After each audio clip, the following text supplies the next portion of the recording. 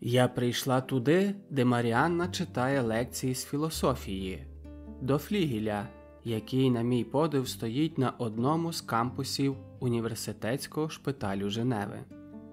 То невже, запитую я себе, цей знаменитий, як зазначає вона у своїй анкеті, курс перебуває поза загальною лінією навчання і не має найменшої академічної цінності?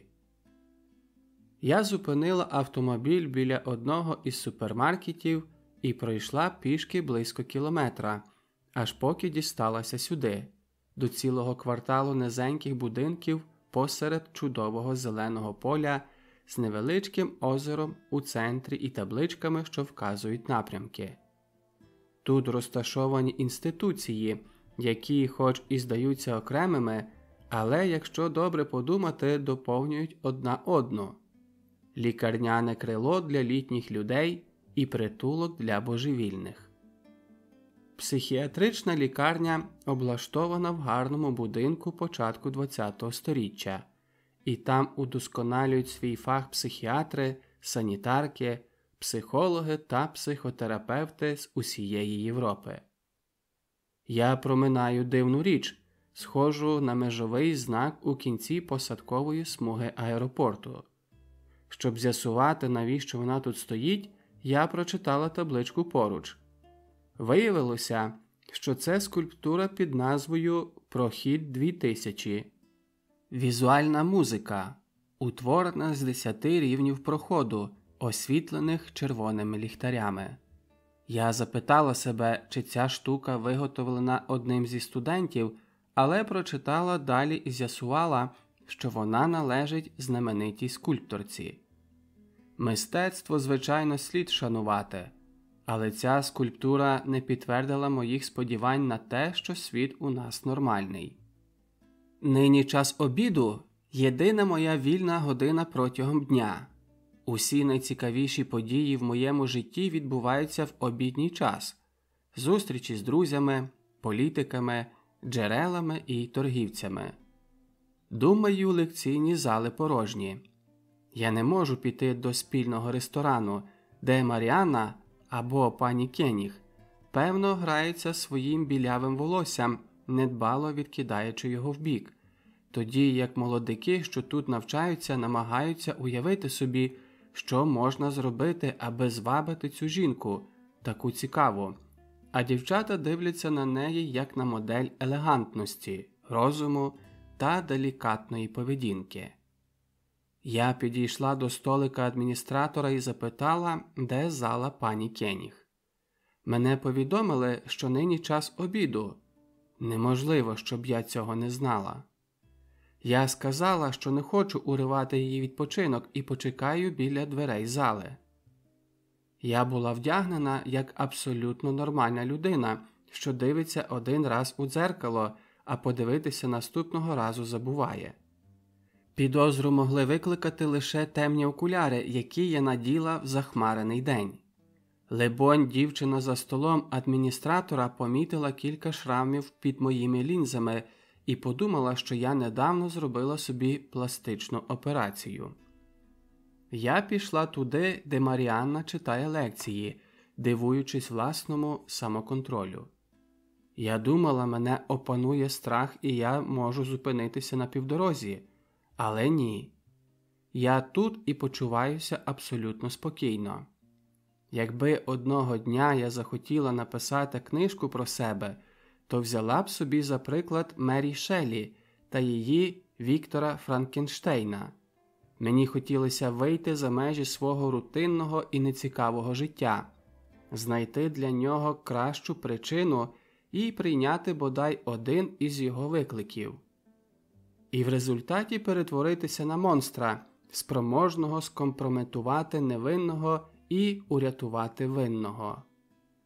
Усі на світі мають свою темну сторону. Усі хочуть випробувати свою абсолютну силу. Я читала історії про тортури та війну і зрозуміла, що ті, хто спричиняє страждання, у ту мить, коли можуть застосувати свою силу, перебувають під впливом невідомого монстра, та коли повертаються додому, то перетворюються на турботливих батьків родини, слуг батьківщини і чудових чоловіків. Згадала, як мій хлопець попросив мене, щоб я доглянула його пуделя. Я була молода і терпіти не могла того цуценяти. Мені доводилося ділити з ним увагу молодика, якого я кохала. Я хотіла, щоб усю свою любов він віддавав мені. Того дня я вирішила помститися нерозумному звірові, з якого не було ніякої користі людям, але його пасивність будила в них любов і ласку. Я почала дошкуляти йому так, щоб не залишити слідів. Прилаштувала на кінці віника булавку і підколювала його нею. Цуцик вищав, гавкав, але терпів, поки я не стомилася. Коли прийшов мій коханий, він обняв і поцілував мене, як завжди. Подякував за турботу про його пуделя. Ми покохалися, і життя тривало, як і раніше. Цуценята не розмовляють. Я згадала про це, ідучи до зали, де читала лекції Маріана. Чому я на це спроможна? Тому, що на це спроможні всі. Я бачила чоловіків, палко закоханих у своїх дружин, які втрачали голову і били їх, а потім із плачем просили пробачення. Ми – незрозумілі тварини. Але вчинити так із Маріанною за те, що вона трохи посміялася з мене на святі? Навіщо мені було опрацьовувати план, ризикувати, купуючи наркотик і намагатися покласти його в шухляду її стола? Це помста їй за те, що вона домоглася того, чого не домоглася я. Здобула увагу і любов Жакоба. Чи така помста має сенс? Якби так було, то в цю мить 99,99% людей змовлялися б, щоб завдати шкоди одне одному. Але я стомилася нарікати і журитися, бо безсонні ночі довели мене до божевілля, бо я не хочу, щоб мене розкрили, не хочу і далі бути цим одержимою, бо я серйозно хвора, бо я не одна така. Якщо Франкенштейн досі не втратив популярності, то це тому, що кожен упізнає себе у вченому та в монстрі. Я зупиняюся. Я серйозно хвора. Не випадає сумніватися, що це так. Мабуть, мені треба було піти звідси негайно і знайти лікаря. Я це зроблю, але спочатку мушу домогтися мети, яку перед собою поставила, навіть якщо потім лікар повідомить поліцію. Хоч він і мусить захищати мене, зберігаючи професійну таємницю, але вирішить усунути несправедливість. Я підійшла до дверей зали, міркуючи про всі чому, які перелічила. Проте однаково заходжу, не вагаючись. І зупиняюся біля дешевого столу, у якому немає жодної шухляди. Це дерев'яна дошка на кривих ніжках, на яку можна покласти кілька книжок, сумку і нічого більше. Я мусила передбачити таку можливість. Відчуваю розчарування і полегкість водночас. Досі мовчазні коридори знову подають ознаки життя. Студенти повертаються до аудиторій. Я виходжу, не озираючись назад і не дивлячись туди, звідки вони йдуть. У кінці коридору бачу двері. Відчиняю їх і виходжу до шпиталю літніх людей, який стояв на невисокому пагорку із масивними стінами і, я в цьому переконана, опаленням, що функціонувало досконало. Я пішла туди і перед столом чергової запитала про якусь особу, що не існувала. Мене інформували, що ця особа, певно, перебуває десь інде. Женева – місто з притулками на кожному квадратному метрі. Санітарка запропонувала здійснити для мене пошук. Я сказала, що не треба, але вона наполягала. Мені це не важко. Аби більше не збурювати підозр, я погодилася. Поки вона зайнялася комп'ютером, Я взяла на прилавку книжку і почала гортати її. «Історії про дітей», – сказала санітарка, не відриваючи очей від екрана. «Наші пожильці захоплюються такою літературою». Нічого дивного. Я навмання розгорнула сторінку. Мишеня дуже боялося кота.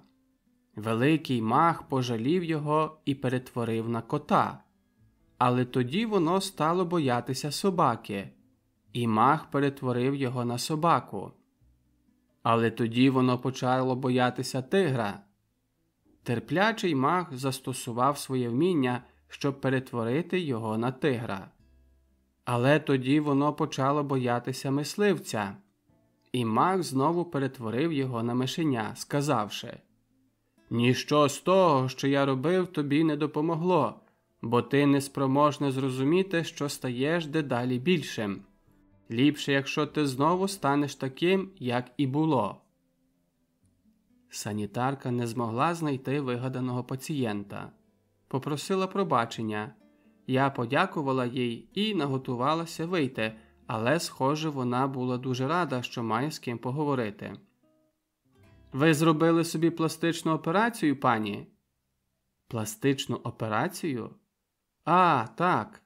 Я пригадала про 2 маленькі пластирі, наклеєні під окулярами. Більшість тутешніх пацієнтів роблять собі пластичні операції. Я не радила б вам їх робити. Це порушує рівновагу між тілом і розумом». Я не цікавилася її думкою, але вона, либонь, відчула, що на ній лежить громадянський обов'язок, і провадила. «Старість найбільше травмує тих, котрі вважають, що можуть контролювати свої роки». Я запитала, якої вона національності. «Мадярка». Зрозуміло. Швейцарці ніколи не висловлюють своєї думки, якщо їх не попросять. Я подякувала їй за турботу і вийшла, знявши окуляри і відклеївши пластирі. Прикидатися далі було марно. Мій план провалився. Кампус знову спорожнів. Тепер усі навчаються, як їм бути, як доглядати хворих, як допомагати іншим думати. Я зробила велике коло і повернулася на те місце, де поставила свій автомобіль. Здалеку побачила психіатричну лікарню. Чи мені справді треба там бути? «Ми всі такі?» – запитала я в чоловіка, коли діти вже поснули, а ми готувалися до сну. «Які?» «Такі, як я, що іноді почуваються краще, а іноді гірше». «Ну, думаю, що так. Ми живемо, здійснюючи самоконтроль, щоб страховище не виповзало зі свого сховку». «Це правда. Ми не ті, ким хочемо бути. Ми такі, якими хоче бачити нас суспільство. Ми нікого не обманюємо, але маємо величезну потребу в тому, щоб нас любили. Тому ми придушуємо найкраще в собі. Дуже скоро те, що було світлом у наших снах, перетворюється на монстра наших кошмарів. Це нереалізовані речі, непрожиті можливості. Як мені відомо, психіатрія називає це маніакальною депресивністю, але тепер задля політкоректності – біполярним порушенням. Звідки вони взяли цю назву? Хіба Північний полюс і Південний полюс чимось відрізняються? Якщо і відрізняються, то дуже мало. Звичайно, відмінності незначні, але, думаю, майже всі люди мають цього монстра в собі. З одного боку, кримінально налаштована жінка спроможна штовхнути на злочин жінку невинну, але не може пояснити причину такої ненависті. З другого, мати, яка з любов'ю дбає про родину і тяжко працює, щоб нічого не бракувало їй любим створінням, також не розуміючи, звідки вона візьме сили, щоб зберегти це почуття недоторканим. «Ти пам'ятаєш про Джекіла і Гайда?» Схоже, Франкенштейн – то не єдина книжка, яка видається безперервно. відтоді як була опублікована вперше. Дивна історія доктора Джекіла і містера Гайда – твір, який Роберт Луїс Стівенсон написав за 3 дні, пішов тією самою дорогою.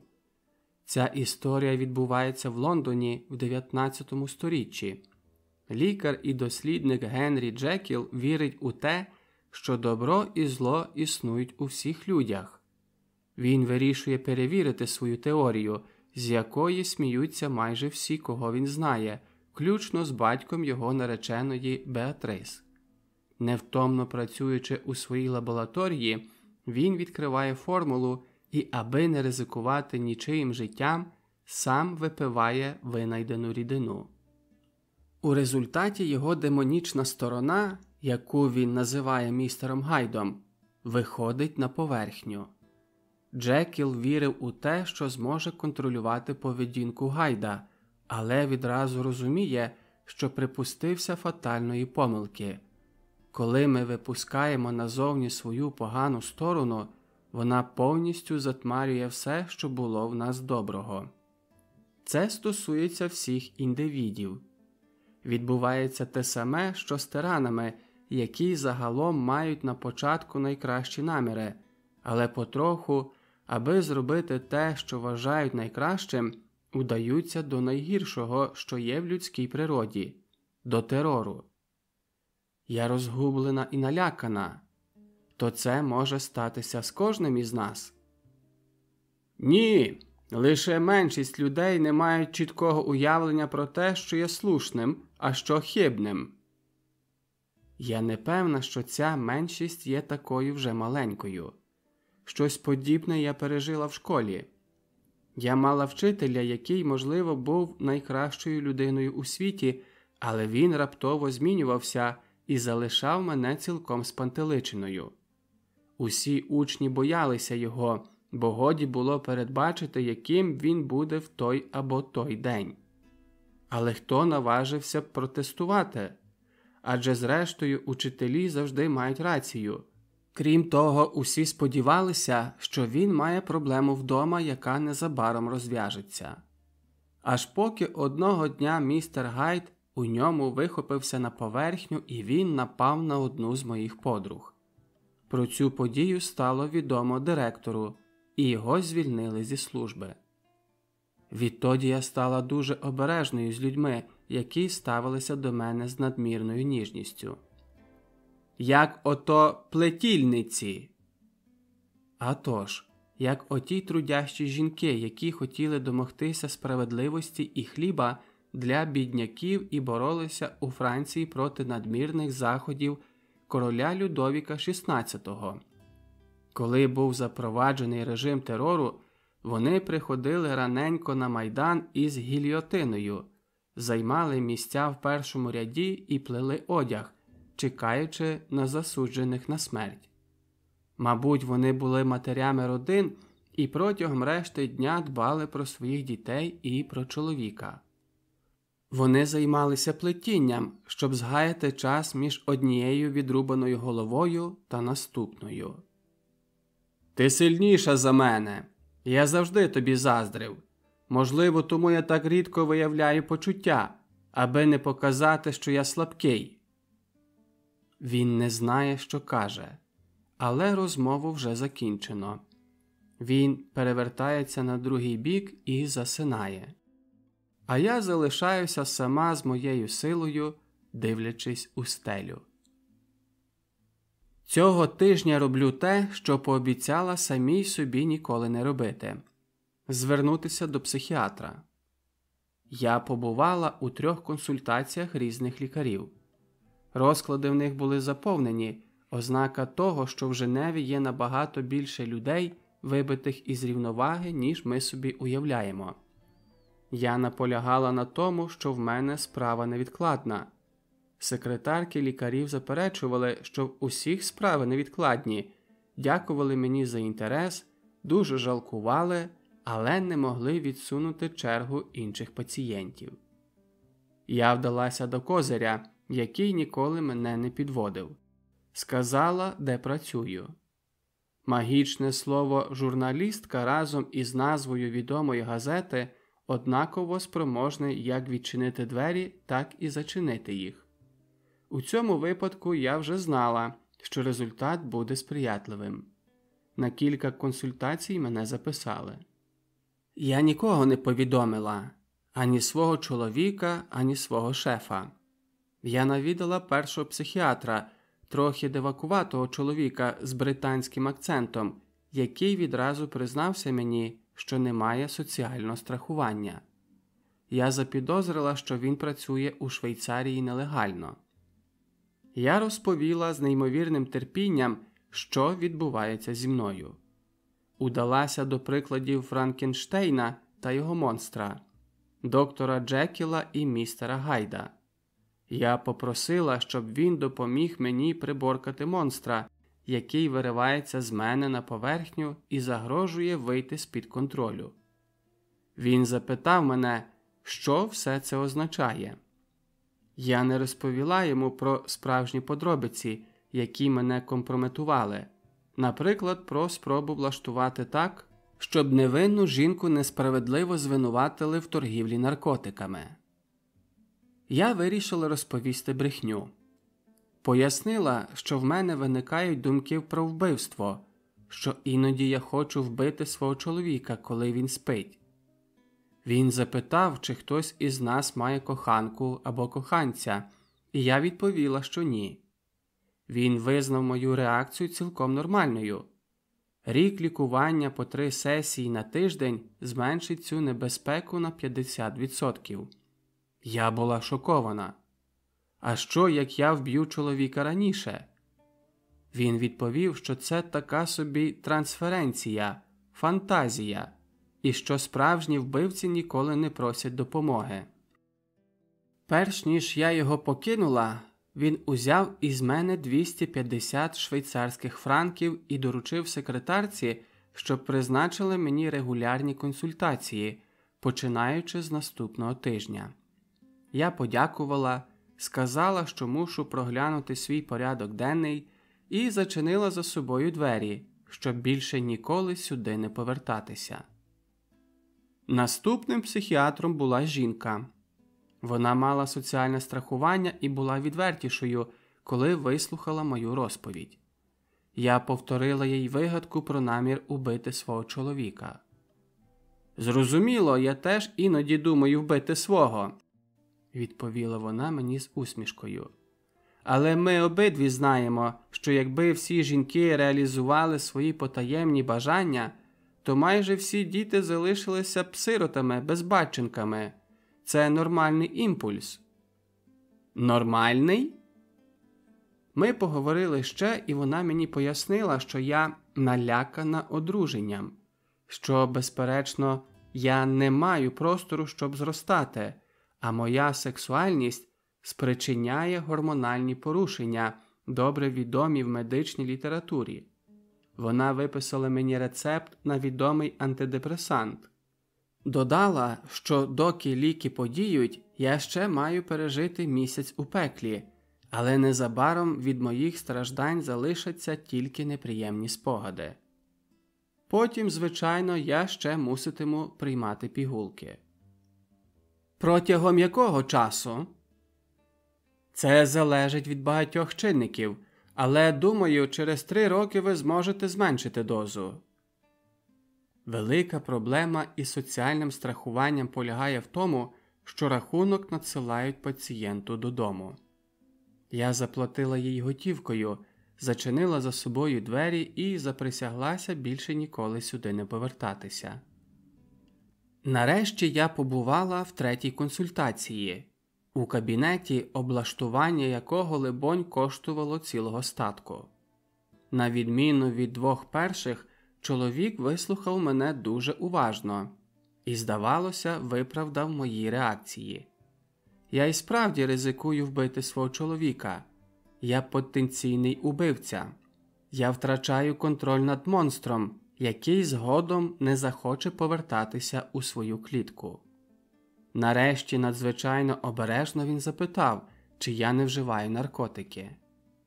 «Лише раз», – відповіла я йому. Він мені не повірив. Змінив тему. Ми трохи поговорили про конфлікти, з якими мусимо мати справу день у день, а тоді він повернувся до запитання про наркотики. Ви повинні довіритися мені. Ніхто не вживає наркотики лише раз. Знайте, що ми повинні зберігати професійну таємницю. Я втратив би свою медичну ліцензію, якби згадав про це. Ліпше буде, якщо ми поговоримо відкрито, перш ніж я призначу вам наступну консультацію. Не лише ви приймаєте мене як свого лікаря.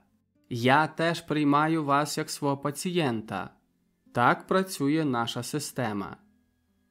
Ні, підтвердила я. Я не вживаю наркотиків. Він кивнув головою, а тоді відповів. Ви багато років накопичували в собі цю напругу, а тепер хочете позбутися її протягом одного дня. Таких випадків не буває ані в психіатрії, ані в психоаналізі.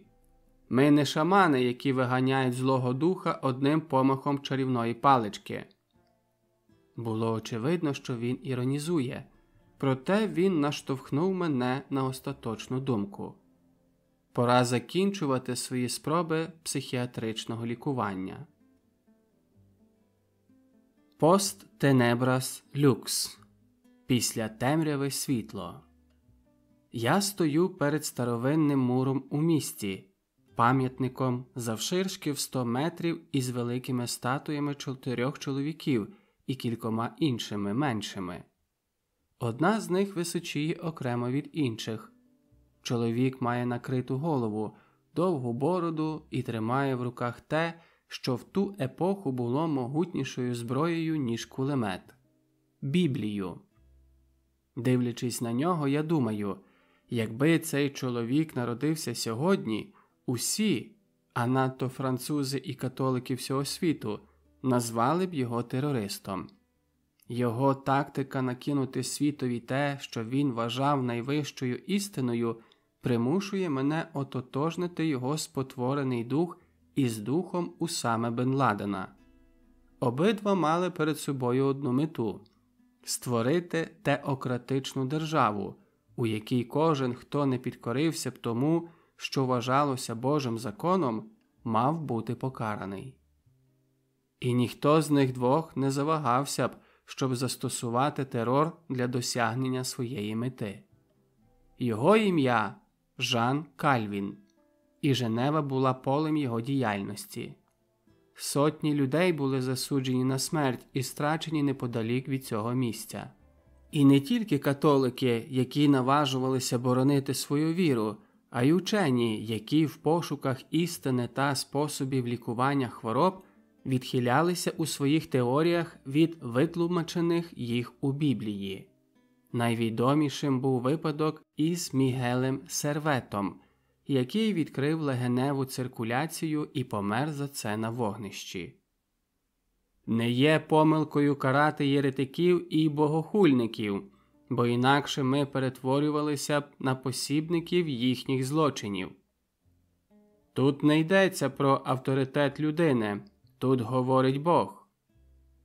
Одначе, коли Він вимагає від нас чогось надзвичайно важливого, аби ми показали, що віддаємо Йому належну шану, підносячи службу Йому понад усякі людські міркування, готові не пощадити своїх батьків, пролити будь-яку кров і забути про всі людські міркування, коли йдеться про те, щоб боротися за Його славу. Руїна і смерть не обмежувалися Женевою. Апостоли Кальвіна, вочевидь представлені меншими статуями цього монумента, розносили його слова та його нетерпимість по всій Європі. 1566 року кілька церков були зруйновані в Голландії і бунтівників, тобто людей іншої віри, стратили. Безліч творів мистецтва були кинуті у вогонь за звинуваченням в ідоловірстві. Велика частина історичної і культурної спадщини була знищена і утрачена назавжди. А сьогодні мої діти вивчають Кальвіна в школах як великого просвітителя, людину з новими ідеями, яка визволила нас із-під католицького ярма. Революціонера, гідного пошани наступних поколінь. Після темряви – світло. Що творилося в голові того чоловіка? Запитую я себе. Чи переживав він безсонні ночі, знаючи, що з кожної родини когось страчують, що дітей розлучають із батьками і кров заливає тротуари? Звідки він узяв упевненість у тому, що його місія не підлягає сумніву? Чому я вважаю, що всі мої вчинки можна виправдати в ім'я любові? Бо це мій сумнів, причина моїх нинішніх проблем. Доктор Джекіл і містер Гайд. Люди, які його знали, засвідчили, що в близькому оточенні Кальвін був людиною доброю, спроможною підкорятися словам Ісуса і подавати приклад дивовижного смирення. Його боялися, але й любили, і ця любов запалювала маси. Оскільки історію пишуть переможці, то ніхто більше не пам'ятає про його жорстокі вчинки. Сьогодні на нього дивляться як на лікаря душ, великого реформатора, на того, хто врятував нас від католицької єресі з її янголами, святими, невинницями, золотом, сріблом, індульгенціями та корупцією. Чоловік, якого я чекаю, приходить і уриває мої роздуми. Це кубинський шаман. Я поясню йому, що переконала свого головного редактора опублікувати матеріал про альтернативні способи боротьби зі стресом. Світ бізнесу наповнений людьми, які сьогодні поводяться з надзвичайною великодушністю, а завтра виливають свою лють на найслабкіших. Люди стають усе більш непередбачуваними.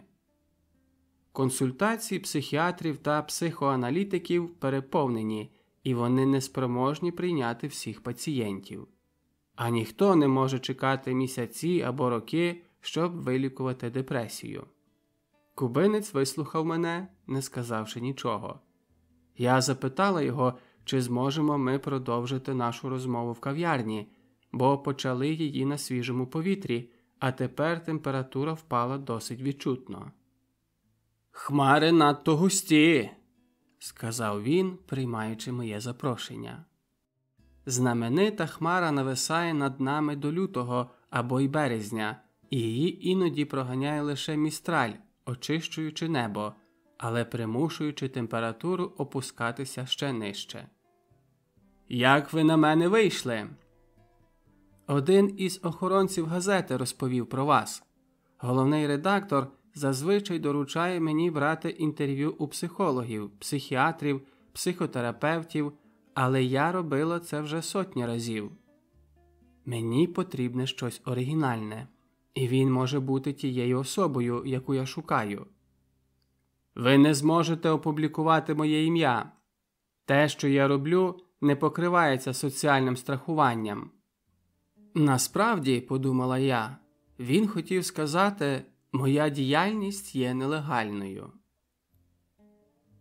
Я говорила з ним майже 20 хвилин, намагаючись домогтися, щоб він почувався вільно, але кубинець спостерігав за мною. Він мав смагляву шкіру, довге волосся з просивиною і був одягнений у костюм-трійку з краваткою. Я ніколи не уявляла собі шамана в такому костюмі. Я пообіцяла зберегти в таємниці все, що він мені скаже.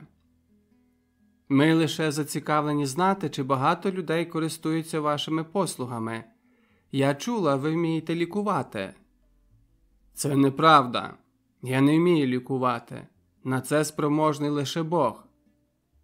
«Гаразд, я згодна, але щодня ми зустрічаємо когось, хто несподівано починає поводитись якось дивно. І я тоді запитую себе, що сталося з цією людиною, яку я нібито знала так добре? Чому вона стала такою агресивною? Перепрацювала? Але наступного дня ця людина знову стає нормальною. Ти відчуваєш полегкість, але незабаром чуєш, як килим цілком несподівано починає шарудіти під її ногами. І тепер замість запитати, що відбувається з цією людиною, ти запитуєш себе, чи ти чимось не роздратувала її. Кубинець не сказав нічого. Він ще не відчув довіри до мене. Це можна вилікувати? Можна, але лікує лише Бог. А тож, я знаю, але як він лікує? По-різному. Погляньте мені у вічі. Я підкорилася, і мені здалося, я впадаю в транс, не розуміючи, що зі мною відбувається. В ім'я сил, які керують моєю працею, спираючись на могутність, яку вони мені дали, я прошу духів, які мене захищають, аби вони зруйнували ваше життя і життя ваших близьких, якщо ви викажете мене поліції або повідомите про мене службу міграції. Він зробив кілька рухів рукою навколо моєї голови. Це здалося мені чимось украй сюрреалістичним, і я хотіла підвестися і піти геть. Та коли я про це подумала, він уже повернувся до нормального стану. Ні надто симпатичного, ні віддаленого. Можете запитувати. Тепер я вам довіряю. Я була трохи налякана, але не мала наміру завдати шкоди цьому чоловікові. Я замовила ще одну філіжанку чаю і точно пояснила, чого від нього хочу. Лікарі, у яких я брала інтерв'ю, сказали, що лікування забирає багато часу. Охоронець журналу сказав, що я добре зважила слова. Бог обрав кубинця як канал, аби покінчити з тяжкою проблемою депресії. Ми самі створюємо безлад у своїх головах. Депресія приходить не ззовні. Досить попросити духа-захисника, який проникає у вашу душу і допомагає її очистити. Проте ніхто більше не вірить у духів-захисників. Вони й далі спостерігають за нами, прагнучи допомогти, але ніхто їх не кличе. Моя робота полягає в тому, щоб привести духів до того, хто її потребує, і почекати, поки вони зроблять свою роботу. Тільки це. Гіпотетично припустімо, що в одну з хвилин агресивності людина обмірковує макіавелістський план, як знищити іншу людину, як знеславити її на службі, наприклад. Таке відбувається щодня. Я знаю, та коли агресивність минає, коли людина повертається до свого нормального стану, її не поглине почуття провини. Звичайно, воно її мучитиме, і через 2 роки воно катуватиме її ще нещадніше. Тоді гасло Кальвіна помилкове, після темряви світло. Про що ви? Та ні про що. Я міркувала про монумент у парку. А тож, світло в кінці тунелю є, якщо ви про це говорите. Але іноді, коли людина перетинає темряву і добувається до іншого кінця, вона залишає за собою величезний слід руїни. Гаразд, повернімося до суті. Ваш метод. Це не мій метод. Його застосовують протягом багатьох років для лікування від стресу, депресії, дратівливості, спроб накласти на себе руки та інших способів, які людина винайшла, щоб зробити погано самій собі. О Боже, переді мною людина, яка мені потрібна. Я повинна зберегти холоднокровність. Ми можемо його назвати самоприкликаним трансом, автогіпнозом, медитацією. Кожна культура має для цього назву, але пам'ятайте, товариство медицини Швейцарії не дивиться на ці речі прихильно. Я призналася, що займаюся йогою, але навіть йога не допомагає мені прийти в стан, у якому проблеми здаються організованими і розв'язаними. Ми розмовляємо про вас чи про репортаж для газети? Проте і проте. Я перестала стерегтися, бо зрозуміла, що не зможу мати таємниць від цього чоловіка. Я переконалася в цьому в ту мить, коли він попросив, щоб я подивилася йому у вічі. Пояснюю, що його прагнення залишитися анонімним не має глузду. Відомо, що багато людей бувають у нього вдома, у Вейріє. І багато хто, навіть поліцейські, що охороняють в'язниці, вдаються до його послуг. Про це розповів мені охоронець журналу. «У вас проблема з ніччю», – сказав він. «А тож, у мене проблема з ніччю. Чому?» «Уночі лише тому, що це ніч. У нас оживають страхи дитинства. Страх самоти, жах перед невідомістю. Тим часом ми вміємо перемагати ці примари і легко долаємо ті, що приходять до нас удень. Якщо ми не боїмося темряви, то лише тому, що ми партнери світла». У мене таке почуття, ніби переді мною вчитель початкової школи, який пояснює очевидне.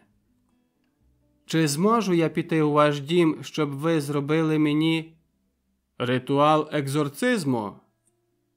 Я не подумала про цю назву, але саме цього потребую. «Ви не маєте потреби.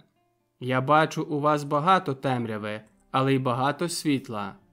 І переконаний, що у вашому випадку світло переможе». Я майже заплакала, бо цей чоловік справді проник у мою душу, хоч я не могла зрозуміти як. «Намагайтеся іноді прокидатися вночі, дивитися на зірки і п'янити себе відчуттям нескінченності. Ніч з усіма своїми чарами також є дорогою до світла. Отож так само, як глибокий колодязь має на своєму дні воду, яка тамує спрагу, ніч, таємниця якої наближає нас до Бога, ховає у своїй темряві вогонь, спроможний запалити наші душі». Ми розмовляли протягом майже 2 годин. Він запевнив мене, що я не потребую ніякого лікування, крім як іноді прокидатися вночі, і навіть мої найбільші побоювання не мають під собою ґрунту. Я розповіла йому про своє прагнення до помсти. Він вислухав мою розповідь без жодного коментаря, не промовивши жодного слова. Чим довше я з ним говорила, тим ліпше почувалася. Він запропонував, щоб ми вийшли і разом прогулялися в парку. Біля одних воріт на землі намальовані білі і чорні квадрати і стоять величезні шахові фігури з пластику. Кілька людей грали там у шахи, попри холодну погоду. Він уже не говорив практично нічого. Це я розмовляла, майже не замовкаючи, іноді дякуючи йому, іноді проклинаючи своє життя. Ми зупинилися перед 2 велетенськими шахівницями. Він, здавалося, приділяв більше уваги грі, аніж моїм словам. Я припинила свої нарікання і теж стежила за грою, хоч вона ані трохи мене не цікавила. «Розповідайте до кінця», – сказав він. «До кінця? Я зраджую свого чоловіка, вкладаю кокаїн у сумку своєї суперниці і кличу поліцію. Хіба цього мало?» Він засміявся. «Ви бачите цих гравців у шахи? Їм завжди треба зробити наступний хід. Вони не можуть припинити гру посередині, бо це означало б визнати поразку. Іноді вона стає неминучою, але здебільшого гравці борються до кінця. Ми маємо уже все, чого нам треба. Можна не покращувати нічого. Вважати, що ми кращі або гірші, справедливі чи несправедливі. Усе це дурниці. Ми знаємо, що сьогодні Женева накрита хмарою, яка, можливо, висітиме над нами кілька місяців, перш ніж податися геть. Але рано чи пізно вона відійде. Тому продовжуйте свою гру і прокидайтеся вночі». Немає такого слова, яке могло перешкодити мені робити те, чого я не повинна робити? Немає жодного. Якщо ви зробите те, чого не повинні робити, ви сама відповідатимете за це. Як я сказав вам у ресторані, світло у вашій душі сильніше за темряву, але для цього ви повинні закінчити свою гру. Я подумала, що ніколи в житті не чула поради, що здавалося б такою безглуздою. Я подякувала йому за час, який він на мене згаяв, і запитала, чи йому щось винна. Він сказав, що ні. Коли я повернулася в редакцію, головний редактор запитав, чому я затрималася так довго. Я пояснила йому, що розмова на не вельми ортодоксальну тему вимагала від мене чималих зусиль. А що вона зовсім не ортодоксальна, то виходить, ми заохочуємо незаконну практику? А хіба ми не заохочуємо незаконну практику, коли бомбардуємо молодь закликами до надмірного споживання? Хіба ми не сприяємо збільшенню нещасливих випадків, коли рекламуємо нові автомобілі, що можуть досягати швидкості у 250 км на годину? Хіба ми не сприяємо депресіям та схильностям накладати на себе руки, коли публікуємо матеріал про людей, які домоглися успіху, прямо не пояснюючи, як їм це вдалося, і в такий спосіб переконуємо інших, що вони нічого не варті? Головний редактор не захотів сперечатися зі мною.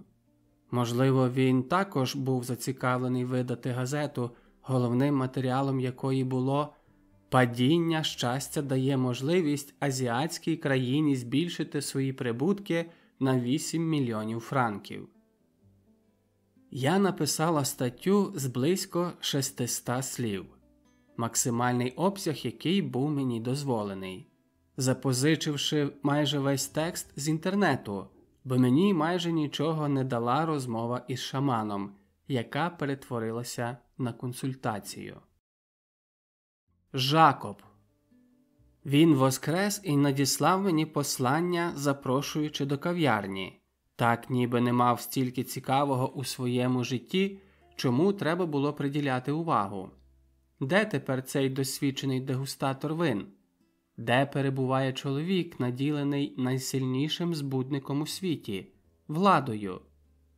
А головне, де тепер коханий моєї юності, якого я знала в літа, коли все було можливим для нас обох? Він одружився, змінився, а тепер надіслав повідомлення, у якому запрошує мене до кав'ярні. Чи не було б цікавішим, якби він мене запросив на нудистську пробіжку в Шамоні?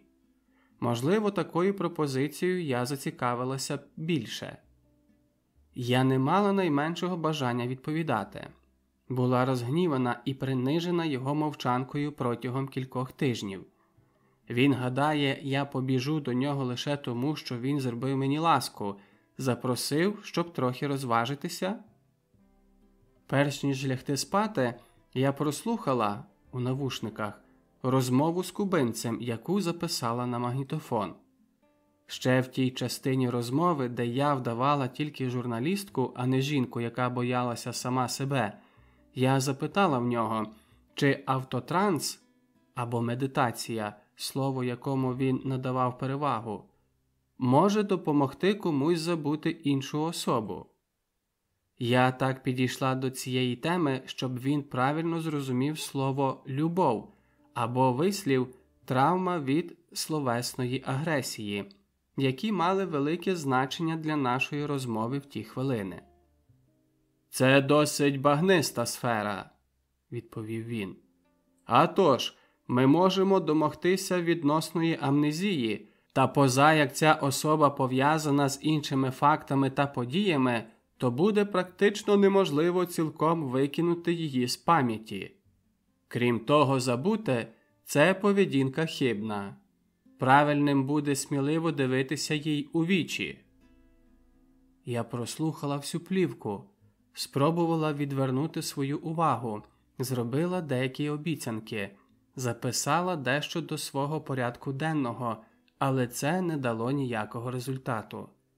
Перед сном я надіслала послання Жакобу, прийнявши його пропозицію. Я не вмію контролювати себе. Ось моя проблема. Не стану стверджувати, що мені тебе бракувало, бо ти не повіриш. Не скажу також, що я не відповідав на твої послання, бо боявся закохатися знову. Я справді не повірила жодному його слову, але дозволила, щоб він і далі намагався пояснити непояснене. Ми були у звичайнісінькій кав'ярні в Коломб-сюр-Салев, у селі на кордоні з Францією, за 15 хвилин від моєї роботи. Інші невибагливі клієнти були шоферами вантажівок і робітниками каменярні, розташованої неподалік. Я була там єдиною жінкою, крім барменші, яка ходила з кінця в кінець закладу, надмірно нафарбована, і обмінювалася жартами з відвідувачами. «Я живу як у пеклі, відколи ти з'явилася в моєму житті. Від того дня в моєму кабінеті, коли ти брала в мене інтерв'ю, і ми обмінялися інтимностями». Обмінялися інтимностями сказано не зовсім точно. Я посмоктала йому прутень, а він нічого зі мною не зробив. Я не можу назвати себе нещасним, але почуваюся дедалі самотнішим, хоч ніхто про це не знає. Навіть коли я перебуваю між друзями, середовище і вино є найкращими, розмова відбувається жваво і я всміхаюся, то без жодної причини раптом перестаю звертати увагу на розмову. Кажу, що в мене важлива зустріч, і йду геть. Я знаю, чого мені бракує. Тебе. Настав час помститися. То ти не думаєш, що твоє подружнє життя потребує ліків? Думаю. Я говорив про це з Маріаною, але не зміг її переконати. Для неї філософія пояснює все. Вона помітила, що я змінився, але пояснює це виборами. Кубинець мав рацію, коли казав, що деякі справи ми повинні доводити до кінця. У цю мить Жакоб урятував свою дружину від тяжкого звинувачення в торгівлі наркотиками. Моя відповідальність значно посилилася, і я ще до цього не звик. Маріанна каже, що через короткий час я звикну. А ти? Я? Що він зрештою хоче знати? Мої зусилля чинити йому опір упали на землю в ту мить, коли я побачила, що він сидить сам один за столом у кутку. Перед ним стоїть пляшка кампарі із содою, і усмішка розтягла йому губи, коли він побачив, як я увійшла.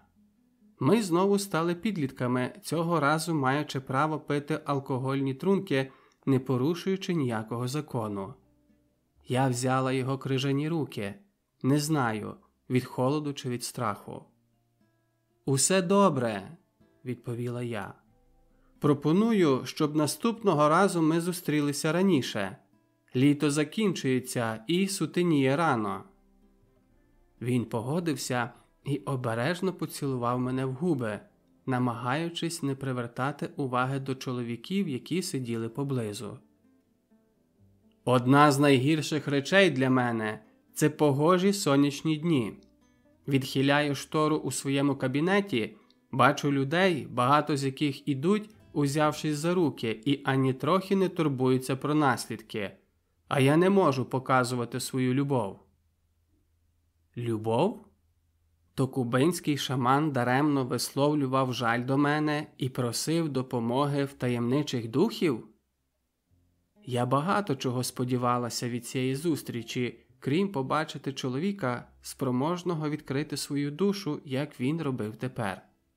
Моє серце калатало все сильніше, від радості, від подиву. Я не могла запитати ані в нього, ані в себе, чому це відбувається. Не думай, що я заздрю чужому щастю, але я не розумію, чому інші люди можуть бути щасливими, а я ні. Він оплатив рахунок у євро, ми пішки перетнули кордон і пішли до наших автомобілів, які стояли з протилежного боку вулиці, тобто у Швейцарії. Ми вже не мали часу виявляти свої почуття. попрощалися 3 поцілунками і пішли кожне до своєї долі. Як і після зустрічі в гольф-клубі, я не змогла вести автомобіль. Насунула на голову каптур, щоб захиститися від холоду, і рушила пішки провулком, не знаючи, куди йду. Проминула пошту і перукарню. Побачила відчинений бар, але пішла далі, щоб розвіятися. Я не мала найменшого інтересу до того, що відбувалося. Мені лише хотілося, аби щось відбувалося. Відхиляю штору у своєму кабінеті, бачу людей, багато з яких ідуть, узявшись за руки, і ані трохи не турбуються про наслідки. А я не можу показувати свою любов, сказав він. І коли я відчувала, що ніхто, абсолютно ніхто не спроможний зрозуміти, що діється в мені, ні шаман, ні психоаналітики, ні навіть мій чоловік, ти прийшов, щоб мені пояснити. Це самотність, хоч я й оточена дорогими мені людьми, які піклуються про мене і бажають усього найкращого. Хоч, можливо, вони допомагають мені лише тому, що і самі почуваються самотніми і виявляють солідарність, тавровану залізом і вогнем. Я корисний, хоч і почуваюся самотнім. Хоч мозок і каже, що все гаразд, душа розгублена, спантеличена, не розуміючи, чому життя несправедливе до неї. Але вранці ми прокидаємося і починаємо спілкуватися зі своїми дітьми, своїми чоловіками, своїми коханцями, своїми шефами, своїми підлеглими, своїми учнями, усіма тими десятками людей, які заповнюють життя нашого звичайного дня.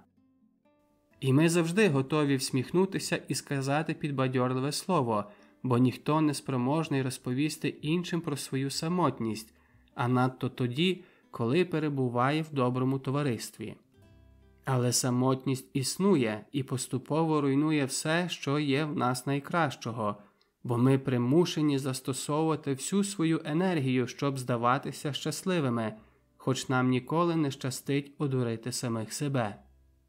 Проте ми вперто показуємо лише троянду, яка щоранку розпускає пелюстки, і ховаємо в собі її колюче стебло, яке ранить нас і примушує кровоточити. Навіть знаючи, що кожен у якусь мить почувається цілком і абсолютно самотнім, принизливо зізнатися. Я самотній, потребую товариства, потребую вбити монстра, схожого на казкових драконів. Усі вважають, що це фантазія, але це не фантазія. Я чекаю шляхетного і доброчесного лицаря, який прийде зі своєю славою, щоб завдати йому поразки і остаточно скинути його в безодню. Але рицар не з'являється. Але ми все одно не повинні втрачати надію. Ми починаємо робити те, чого ніколи не робили. Більше того, що є справедливим і необхідним.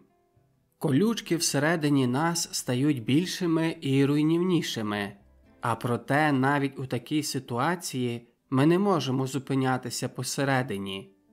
Так, ніби життя – це грандіозна гра у шахи. Усі дивляться і чекають результату. Ми вдаємо, ніби нам байдуже. Виграємо ми чи програємо, головне – змагатися. Викручуємося так, щоб наші справжні почуття були темними і прихованими. Але в такому разі, замість здобути собі товариство, ми ще більше ізолюємо себе, щоб мовчки зализувати рани. Або йдемо вечеряти з тими людьми, які не мають нічого спільного з нашим життям, і гаємо свій час, розмовляючи про речі, які не мають щонайменшої ваги. І хоч ми розважаємося протягом певного часу, випиваємо і святкуємо, але дракон залишається живим.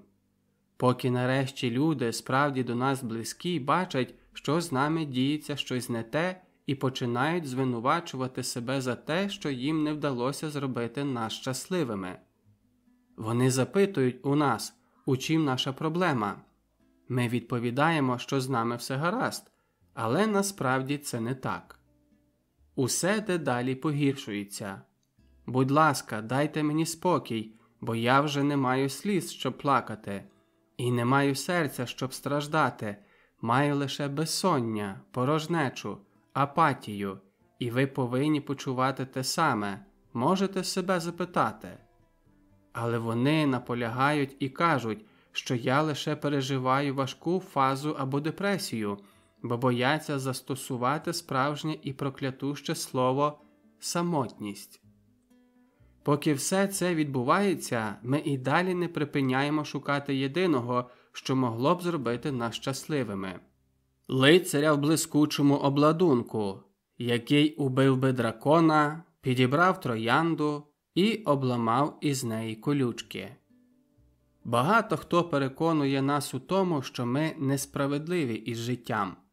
Інші залишаються задоволеними, бо вважають, що саме на це ми і заслуговуємо – почуватися самотніми, нещасливими, бо ми все маємо, а вони – ні. Але одного дня сліпі починають бачити.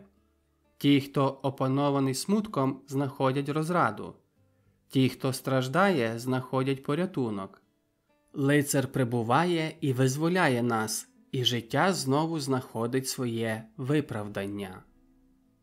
Але все одно вам доводиться брехати і обманювати, бо обставини можуть змінюватися. Кому ніколи не хотілося покинути все і податися на пошуки мрії? Мрія завжди є ризикованою, за неї завжди треба платити. Тебе або віддають під суд, або каменують у певних країнах.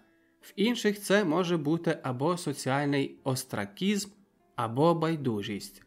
Але завжди існує ціна, яку треба сплатити. Хоча ви й далі брешете, а люди вдають, ніби вам вірять, а потай вам заздрять і стверджують у вас за спиною, що ви є чимось найгіршим, чимось найзагрозливішим. Ви не чоловік-перелюбник, якого терплять і яким нерідко захоплюються. Ви жінка-перелюбниця, та, яка спить з іншим, обманюючи свого чоловіка, свого бідолашного чоловіка, завжди такого поступливого і ніжного. Але тільки ви знаєте, що цей чоловік виявився неспроможним урятувати вас від самоти. Бо в ньому бракувало чогось, чого навіть ви не можете пояснити, бо кохаєте його і не хочете втратити. Тим часом осяйний лицар зі своїми обіцянками про пригоди в далеких краях виявляється набагато сильнішим, аніж ваше бажання, щоб усе залишалося таким, як і було. Навіть якщо на святах люди дивляться на вас і між собою базікають, що ліпше було прив'язати вам на шию млиновий камінь і вкинути вас у море, щоб ви не подавали поганого прикладу. І ситуацію тільки погіршує те, що ваш чоловік терпить усе мовчки, не протестує і не влаштовує сцени. Сподівається, що це минеться. Ви також знаєте, що це минеться, бо час сильніший за вас. І так усе триває місяць, 2 місяці, рік. Усі терплять мовчки. Але тут не йдеться про те, щоб просити дозволу. Ти озираєшся назад і бачиш, що вже думала так само, як ті особи, котрі тепер тебе звинувачують. Ти також звинувачувала перелюбниць і уявляла собі, що живеш у тій країні, де за такі речі карають каменуванням. Ти так думала до того дня, коли таке сталося з тобою. Тоді ти знайшла 1000 виправдань за свою поведінку, стверджуючи, що маєш право на те, аби бути щасливою бодай трошки, бо осяйні лицарі, які вбивають драконів, існують лише в дитячих історіях. Справжні дракони не вмирають ніколи, але навіть у цьому випадку ти маєш право пережити дорослу казку бодай раз у житті. Ось тоді і настає хвилина, якої ти всіма силами намагалася уникнути, яку відкладала на потім стільки часу. Хвилина, коли треба ухвалити рішення, чи вам і далі жити разом, чи розлучитися назавжди. Водночас приходить і страх помилитися, хоч би яким було ухвалене тобою рішення. І ти болісно чекаєш, щоб інший ухвалив рішення, чи викинути тебе з дому та з ліжка, бо так далі тривати не може. Зрештою, ти вже не одна, вас двоє або вас багато, кардинально відмінних між собою. А що з тобою раніше такого не було, то ти не знаєш, куди йти. Факт полягає в тому, що ти постала перед ситуацією, яка примусить страждати одну людину, або дві, або всіх. Але передусім вона знищить тебе, хоч би яким був твій вибір. Рух повністю припинився. І саме сьогодні Женева зі своїми 200 тисячами жителів поводиться так, ніби є центром світу. І є люди, які в це вірять і прилітають сюди зі своїх країн, щоб улаштувати тут так звані збори під куполом. Ці зустрічі переважно відбуваються в приміських зонах і впливають на рух транспорту дуже рідко. Здебільшого ми бачимо лише кілька гелікоптерів, які літають над містом. Я не знаю, що відбулося сьогодні, але перекрили одну з головних ліній. Я прочитала кілька денних газет, але не найголовніших у місті, а лише тих, які повідомляють локальні новини. Проте знаю, що великі світові держави послали своїх представників, щоб обговорити на нейтральній території загрозу поширення атомної зброї. Але в який спосіб це торкається мого особистого життя? Багато в чому. Я ризикую запізнитися на службу, тому вирішила обрати громадський транспорт, а не їхати своїм ідіотським автомобілем. Щороку в Європі витрачають близько 74 мільйонів швейцарських франків, близько 80 мільйонів доларів, на наймання приватних детективів, чиєю спеціальністю є стежити, фотографувати і надавати персонам докази, що їх зраджує їхня дружина або їхній чоловік. Тоді як решта континенту переживає кризу, підприємства звільняють працівників, ринок подружньої невірності переживає бурхливе зростання. І не лише приватні детективи здобувають із цього вигоду. Техніки інформатики опрацювали пристосування для телефонів, такі як SOS Alibi. Воно функціонує дуже просто.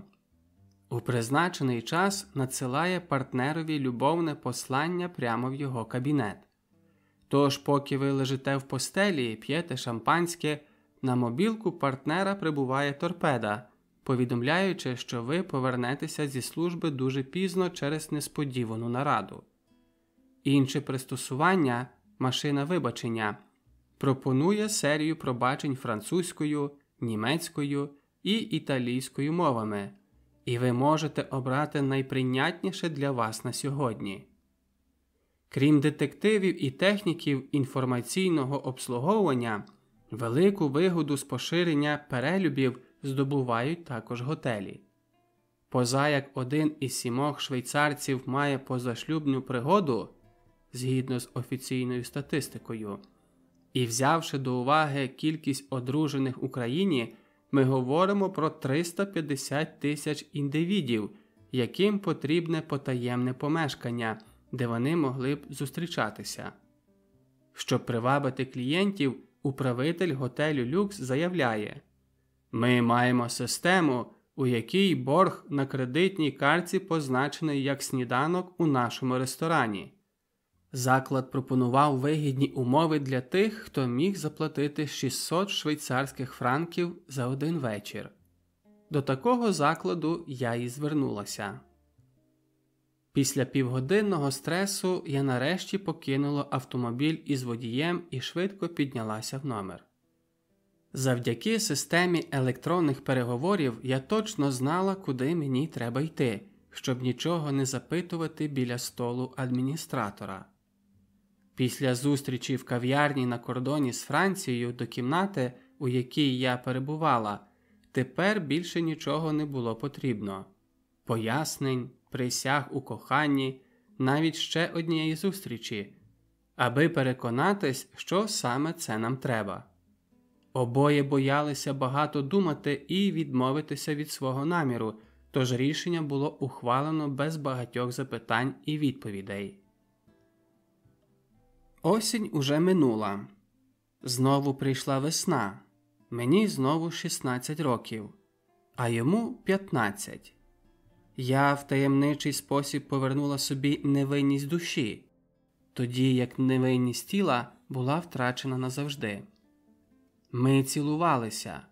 О Боже, я вже забула, що це таке, подумалося мені. Я жила лише думками про те, що мені треба, що я повинна робити, коли зупинитися, і те саме одержувала від свого партнера. Усе було не так. Ми вже ніколи не віддавалися одне одному. Можливо, тепер він зупиниться. Нам ніколи не вистачало поцілунків, вони були тривалими і смачними, ми обмінювалися ними десь у потаємному куточку школи, але я хотіла, щоб усі це бачили і заздрили мені. Він не зупинявся. Його язик мав гіркий присмак, суміш сигарети і горілки. Мені соромно, і я напружена. Мушу викурити сигарету і випити склянку горілки, щоб ми почувалися в однаковому становищі, подумала я. Я делікатно його відштовхнула, підійшла до міні-бару і одним ковтком вихилила невеличку пляшку. Алкоголь обпік мені горло. Попросила сигарету. Він дав мені сигарету, спершу нагадавши, що в помешканні курити заборонено. Як приємно порушувати навіть такі дурні правила, як це. Я зробила одну затяжку, і мені стало погано. Я не знала, у чому причина – у горілці чи в сигареті, але щоб відкинути сумнів, пішла до ванної кімнати і викинула сигарету в унітаз. Він пішов слідом за мною, обхопив руками мене ззаду, став цілувати в потилицю та у вуха, приклеївся до мого тіла, і я відчула його набубнявілий прутень між сідницями. Мої моральні принципи, де ви? Якою буде моя голова після того, як я вийду звідси і повернуся до свого нормального життя? Він виштовхує мене назад, до кімнати. Я обертаюся і знову цілую його рот і його язик, що має присмак тютюну і горілки. Кусаю його губи, і він хапає мене за груди уперше в житті. Зриває з мене сукню і кидає її в куток. На якусь мить мені стає трохи соромно за своє тіло. Я вже не дівчинка, якою була тієї весни в школі. Ми стояли на ногах. Штори були розчахнуті, і ми бачили озеро Леман, що відокремлювало нас від людей у будинках на протилежному березі. В уяві мені хотілося вірити, що хтось нас бачить, і це ще більше збуджувало, навіть більше, ніж його поцілунки на моїх грудях. Я почувала себе мандрівницею, повією, яку найняли для служби в готелі, спроможною абсолютно на все. Але це відчуття тривало недовго. Я знову відчула себе 15-річною дівчинкою, коли мастурбувала кілька разів на день, думаючи про нього. Я притискаю його голову до своїх грудей і дозволяю, щоб він сильно вкусив мене в пипку, із крикою від болю і втіхи. Він досі вдягнений, а я стою перед ним цілковито гола. Я штовхаю його голову нижче і прошу, щоб він облизав мою пуцьку. Проте в цю мить він штовхнув мене на ліжко, зірвав із себе одяг і наліг на мене. Почав щось намацувати на столику біля ліжка, і ми обоє скотилися на підлогу. Таке трапляється з початківцями. А тож, ми початківці і не соромимося цього. Він знаходить те, що шукав – презерватив. Просить, щоб я наділа йому, застосовуючи рот. Я зробила це досить невправно за браком досвіду. Не розумію, навіщо це треба. Навряд чи він думав, ніби я хвора або злягаюся з багатьма. А проте я шаную його бажання. Відчула неприємний смак змазки, якою покрита гума, але я сповнена рішучості навчитися так робити. Намагаюся не показати, що я вперше в житті приймаю в себе чоловічий член у презервативі. Коли я закінчила, він повернув мене до себе спиною і попросив, щоб я вперлася в ліжко. Господи, це відбулося. І я почуваюся щасливою жінкою, подумалося мені. Тим часом він замість проникнути в пуцьку, почав запихати мені прутня взад. Це мене налякало. Я запитала, що він робить, але він не відповів. Натомість узяв щось іще на столику і запхав його мені в дупу. Я зрозуміла, що це вазелін або щось подібне. Потім він попросив, щоб я мастурбувала, і повільно почав запихати прутня. Я виконувала його розпорядження і знову відчула себе дівчиною-підлітком, для якої секс є табу і чимось болючим.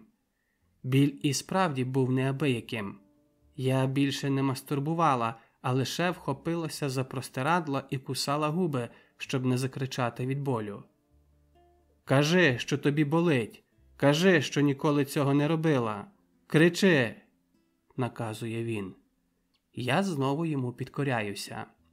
Це майже правда, я таки робила це разів 4 або 5, але ніколи не втішалася.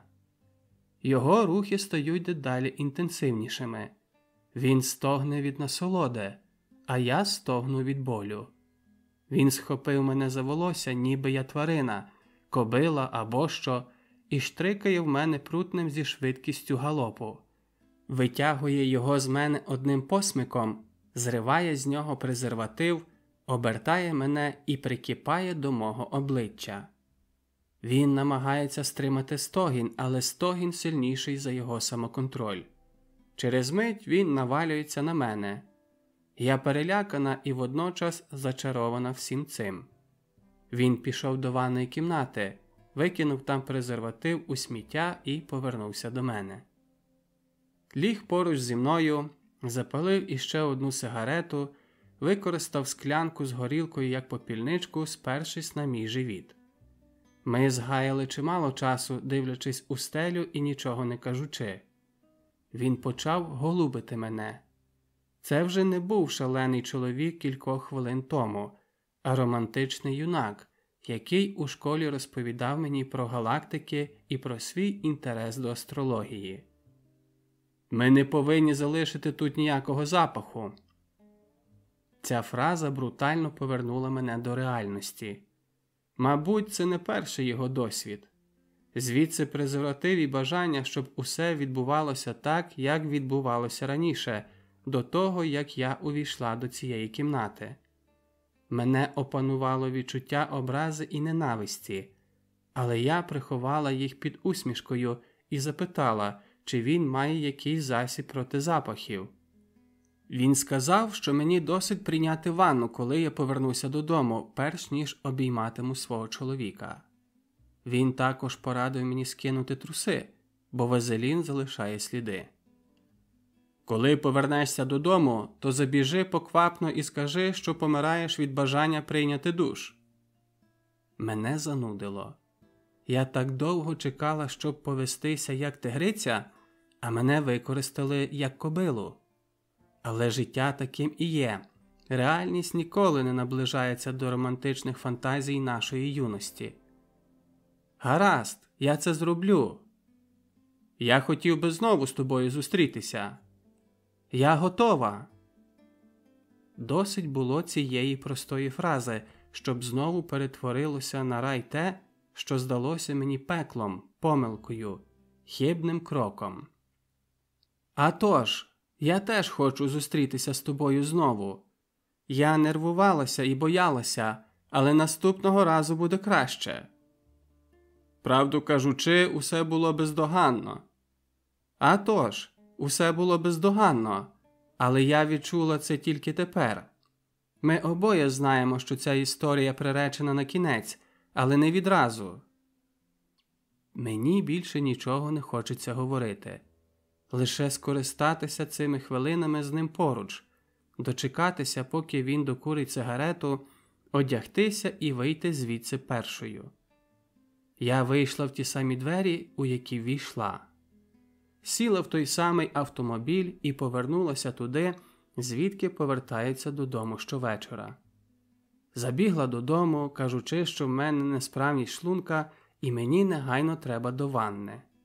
Помилася у ванні, відмившись від решток того, що було на мені. Лише потім поцілувала чоловіка і дітей. Ми не були особами з одними інтересами в тому готельному номері. Я мріяла повернути собі романтику молодості. Ним рухав інстинкт мисливця. Я шукала хлопця своєї юності. Він прагнув здобути жінку привабливу і зухвалу, яка брала в нього інтерв'ю перед виборами. Я вірила в те, що моє життя може набути нового змісту.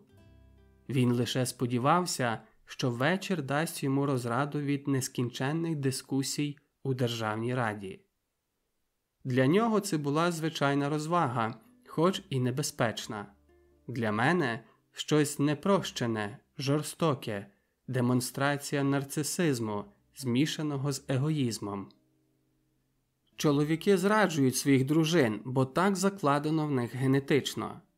Жінка це робить, бо вважає, що її не досить шанують, і крім віддати своє тіло, завжди віддає і трохи серця.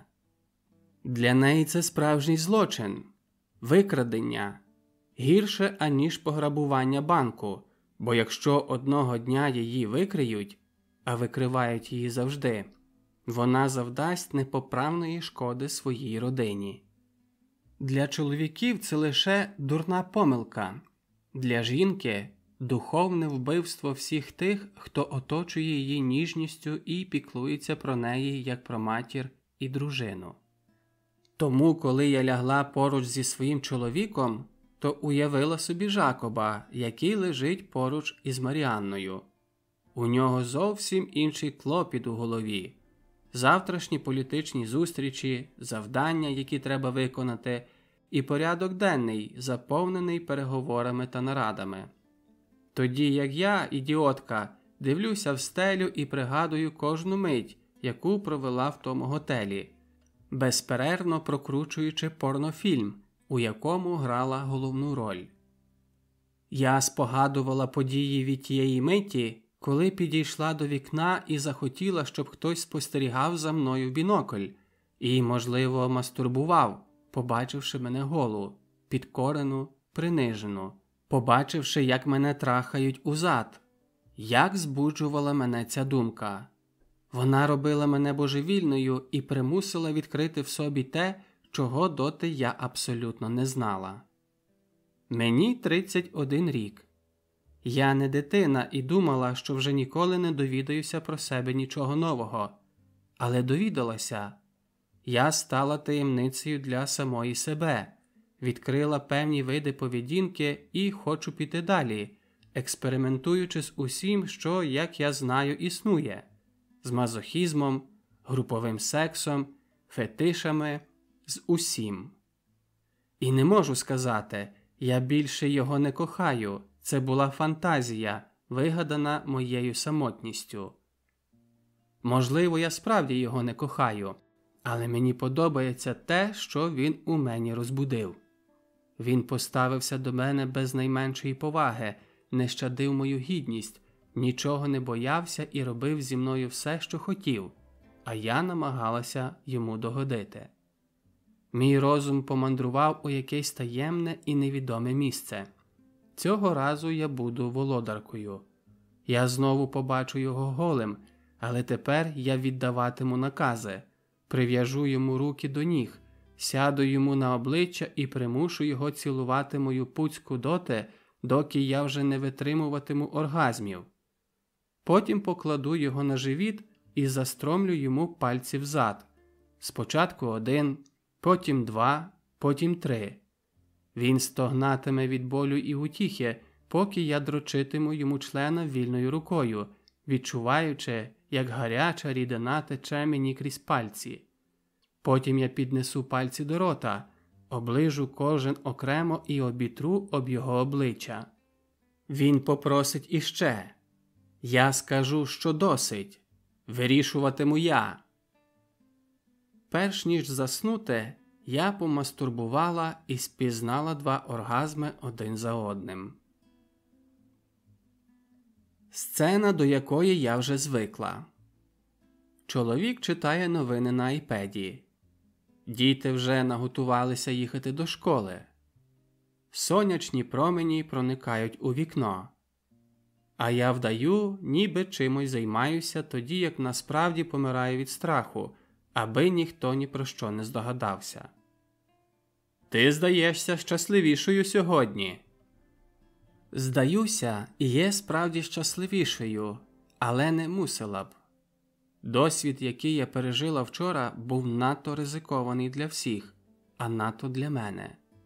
Чи ховається підозра в словах мого чоловіка? Сумніваюся. Він вірить абсолютно всьому, що я йому кажу. Не тому, що він ідіот, до цього далеко, а тому, що він мені довіряє. Це дратує мене ще більше. Не дуже приємно усвідомлювати, що ти належиш до жінок, яким довіряти не можна. Ні, у чомусь таки можна. Це я винайняла той готель для невідомих мені обставин. Це можна вважати виправданням? Ні. Воно не відповідає дійсності, бо ніхто мене не зобов'язував іти туди. Я завжди можу посилатися на те, що так себе почувала, що не мала уваги, якої потребувала, а лише розуміння і толерантність. Я можу сказати самій собі, що мене слід було б стримувати від учинків, на які я здатна. Можу нагадати про те, що таке відбувається з усіма, хай навіть лише ввісні. Але, по суті, те, що сталося, мало просте пояснення. Я лягла в постіль із чоловіком, бо мені шалено хотілося це зробити. Нічого більше. Жодного інтелектуального або психологічного виправдання. Я хотіла піднятися над своїм нудним життям. От і все. Я знаю жінок, які одружилися задля безпеки, статусу, грошей. Кохання стояло останнім у списку. А от у мене воно було головною причиною. Я одружилася з чоловіком, у якого була закохана. Чому ж тоді я вчинила те, що вчинила? Бо я почуваюся самотньою. А чому? Мені дуже приємно бачити тебе щасливою, сказав мій чоловік. Я відповіла, що так, я справді почуваюся щасливою. Осінній ранок чудовий, у помешканні прибрано, і я поруч із чоловіком, якого кохаю. Він підводиться за стола і цілує мене. Діти, хоч вони і не чули нашої розмови, усміхаються. Я також поруч із жінкою, яку кохаю. Але чому говорити про це тепер? А чому б не говорити? Бо тепер ранок. Я хочу, щоб ти знову сказала мені про це вночі, коли ляжемо в ліжко. Господи, хто ж я така? Чому я говорю такі речі? Чому він вірить усьому? Чому я поводжуся не так, як щоранку? Діловита жінка, що дбає про добробут родини. Що я хочу вдати? Адже якщо я покажу себе надто ніжною, це може викликати підозру. «Я не зміг би жити без тебе», – сказав він, повертаючись на своє місце за столом. Я пропала. Але дивно, я ані трохи не почуваюся винною за те, що сталося вчора. Коли я прийшла на службу, головний редактор мене похвалив. Матеріал, який я запропонувала, опублікували сьогодні вранці. Редакція одержала багато електронних листів зі схвальними відгуками на історію про таємничого кубинця. Люди хочуть знати, хто він такий. Якщо він дозволить нам повідомити свою адресу, то забезпечить себе роботою надовго. Кубинський шаман. Той, хто прочитає газету, переконається в тому, що я нічого про це не сказала. Усю інформацію про шаманство я витягла з інтернету. Схоже, мої кризи не обмежуються матримоніальними проблемами. Я поступово перестаю бути добрим професіоналом. Я розповіла головному редактору, як кубинець заглянув мені у вічі і чим погрозив, якщо я відкрию, хто він такий. Шеф сказав, що я не повинна цього робити і можу дати його адресу лише для однієї особи – його дружини. Вона переживатиме менший стрес. Усі переживають певний стрес, включно із шаманами. Я нічого не пообіцяла, але вирішила поговорити з ним. Головний редактор наполіг, щоб я зателефонувала негайно. Я зателефонувала і була здивована реакцією кубинця. Він подякував мені за те, що я була чесною і зберегла його ідентичність у таємниці, і похвалив моє знання теми. Я теж подякувала йому, розповіла про популярність своєї статті про нього і запитала, чи ми зможемо зустрітися ще раз. «Але ж ми розмовляли з вами майже 2 години. Матеріалу, який ви здобули, цілком досить». «Журналістика функціонує не так», – пояснила я йому. «Для публікації дуже мало було взято з тих 2 годин розмови. Більшу частину матеріалу я мусила шукати де-інде. Тепер я хочу проаналізувати тему в інший спосіб». Мій шеф стояв поруч, слухав більшу частину нашої розмови і жестикулював. Зрештою, коли кубинець хотів уже припинити розмову, я наполягла, що в статті дуже багато чого бракує. Я повинна більше довідатися про роль жінки в цьому духовному пошуку. А ще дружина мого патрона дуже хотіла б зустрітися з ним. Він засміявся. Я не маю наміру порушувати укладену з ним домовленість, але всім відомо, де він живе і у які дні приймає. Будь ласка, погодьтеся або відмовтеся. Якщо ви не захочете продовжити розмову зі мною, я знайду іншу особу. Чого нам не бракує, то це людей, які оголошують себе фахівцями в лікуванні пацієнтів, що перебувають на межі нервового зриву. Єдина різниця полягає в його методі, але він не єдиний лікар духовних хвороб у цьому місті. Багато хто шукав нас цього ранку, здебільшого африканці, прагнучи рекламувати свою роботу, заробити гроші і познайомитися з важливими особами, які захистили б їх у разі експатріації. Кубинець ще якийсь час опирався, але його марнолюбство і страх перед конкуренцією зрештою здобули перемогу. Ми призначили зустріч у нього вдома, у Вейріє. Мені страшенно хотілося побачити, як він живе. Це надасть яскравості моєму матеріалу. Ми перебуваємо в невеличкій залі, перетвореній на кабінет для консультацій у його будинку в селі Вейріє. На стіні висять кілька діаграм, які здаються запозиченими з індійської культури, кілька енергетичних центрів, поєднаних меридіанами. На меблях лежать кілька кристалів. Ми вже мали надзвичайно цікаву розмову про роль жінки в шаманських ритуалах. Він пояснив мені, що за народження ми переживаємо хвилини откровення, і це частіше відбувається із жінками. Як відомо кожному досліднику, богині селянської праці завжди були жінками, а трави, якими лікувалися племена, що жили в печерах, знаходили і збирали тільки жінки. Вони набагато чутливіші до духовного і емоційного світу. І це пояснює їхню схильність до криз, які давні лікарі називали істерією. А сьогодні вони відомі під назвою біполярність.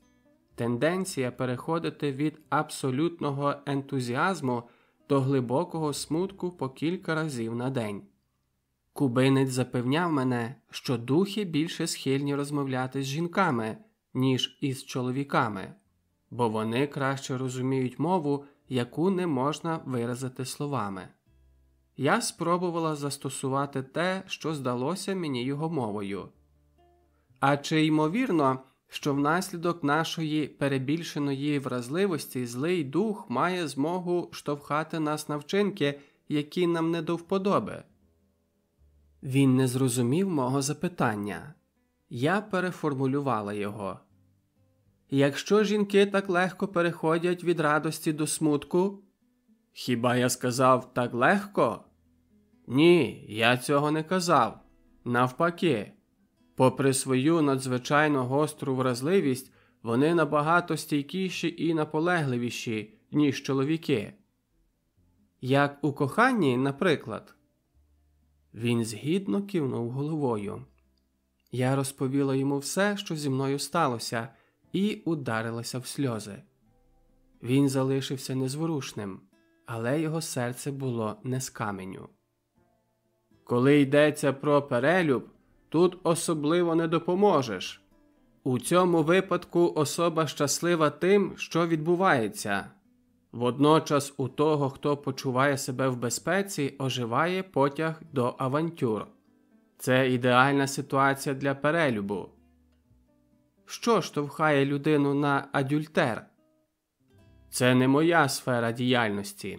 Я маю особистий погляд на цю тему, але він не для публікації. Будь ласка, допоможіть мені. Він запалив ладан, попросив, щоб я сіла перед ним зі схрещеними ногами і прилаштувався поруч у такій самій позі. Суворий чоловік тепер здавався добрим мудрецем, який намагався мені допомогти.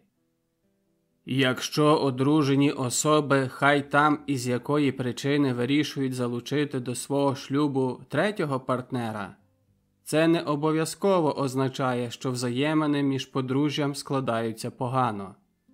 Я не вірю і в те, що головною мотивацією є секс. Тут частіше йдеться про нудьгу, про брак пристрасті до життя, про малу кількість викликів. Тут маємо поєднання таких чинників. І чому це відбувається? Тому, що коли ми віддаляємося від Бога, ми живемо фрагментарним життям. Ми намагаємося знайти єдність, але не знаємо дороги повернення, тому перебуваємо в стані постійного невдоволення. Суспільство забороняє перелюб і створює закони, але це проблему не вирішує. Я відчула велику полегкість, ніби набула здатності сприйняття під іншим кутом. Я змогла дивитися його очима. Він знає, що каже, бо вже це пережив. Я мав пацієнта, який завжди, коли зустрічався з коханкою, ставав імпотентом. Але навіть так він палко прагнув бути з нею, а вона палко прагнула бути з ним. Я не змогла стриматися і запитала, чи не він був цим чоловіком. Так, я. Моя дружина мене покинула, але це не причина для такого радикального рішення. І як ви реагували? Я міг би звернутися до духовної допомоги, але мені довелося б заплатити за це в моєму наступному житті. Проте я мусив зрозуміти, чому вона так учинила. Щоб уникнути спокуси застосувати те, що знаю з магії, я вирішив дослідити цей випадок. Майже знехотя кубинець набув вигляду професора. Дослідники Техаського університету в місті Остін спробували відповісти на запитання, яке ставить собі багато людей. Чому чоловіки зраджують жінок частіше, ніж жінки чоловіків, навіть знаючи, що така поведінка руйнівна і примушує страждати осіб, яких вони кохають? Вони дійшли висновку, що чоловіки і жінки однаково прагнуть зрадити свого партнера. Але в жінки самоконтроль сильніший. Він подивився на годинника. Я попросила його продовжувати і помітила, що він, певно, був радий, що може відкрити душу. Короткі зустрічі з єдиною метою задовольнити сексуальний інстинкт і без жодного емоційного розвитку з боку чоловіка сприяють збереженню та розмноженню людського виду.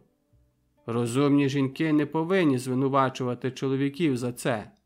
Вони намагаються чинити опір, але біологічно набагато менш спроможні на це. Я надто зловживаю термінами? Ні. Ви помітили, що люди частіше бояться павуків і змій, аніж автомобілів, хоч смертей від транспортних пригод набагато більше. Так трапляється тому, що наш розум досі перебуває в печерах, де павуки та змії вбивали людей. Те саме відбувається з необхідністю мати багато жінок, яку ми спостерігаємо в чоловіка. У ті часи він ходив на полювання, і природа його навчила. Збереження роду стоїть на першому місці, тому ти повинен запліднити якомога більше жінок. А хіба жінки не думали про те, що мають зберегти рід? Звичайно, думали, але для чоловіка цей компроміс із родом триває щонайдовше 11 хвилин, а для жінки кожна дитина означає щонайменше 9 місяців вагітності. Крім того, вона мусить годувати дитину і захищати її від небезпек, від павуків і змій, тому її інстинкт набув іншої форми. Любов і самоконтроль стали важливішими. Він заговорив про себе. Намагався виправдати те, що робив. Я озирнулася навколо і побачила індіанські мапи, кристали, курильниці з ладаном.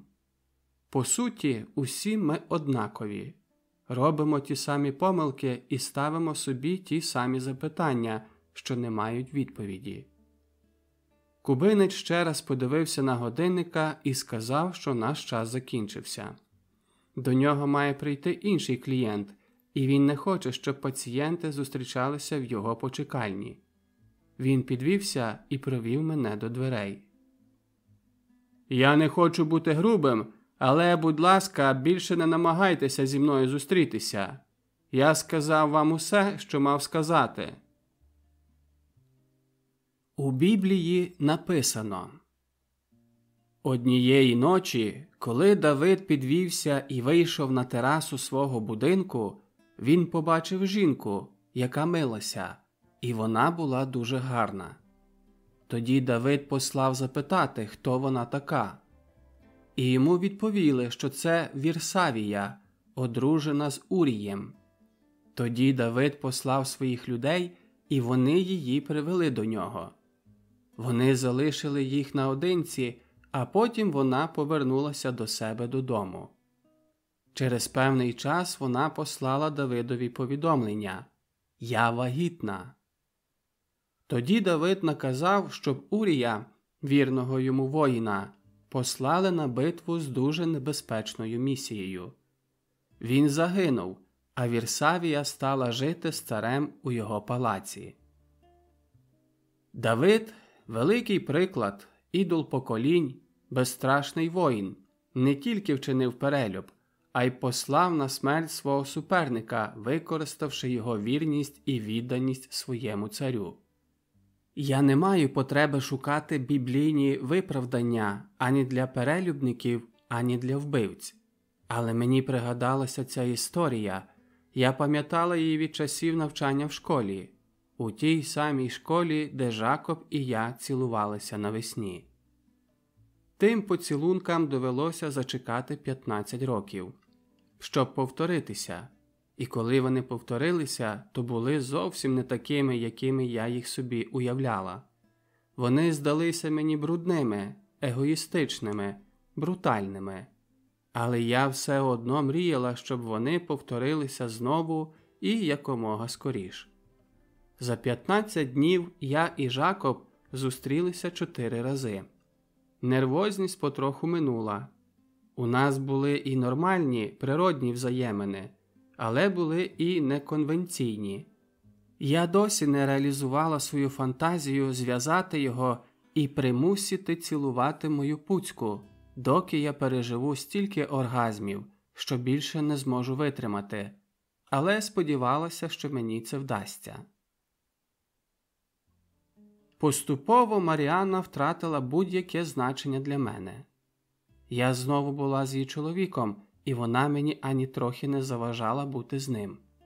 Я, звичайно, не хотіла, щоб вона нас викрила і надумала розлучитися із Жакобом, бо завдяки її існуванню я мала втіху володіти коханцем, не відмовляючись від того, що я здобула з такими зусиллями – дітей, чоловіка, роботи і дому.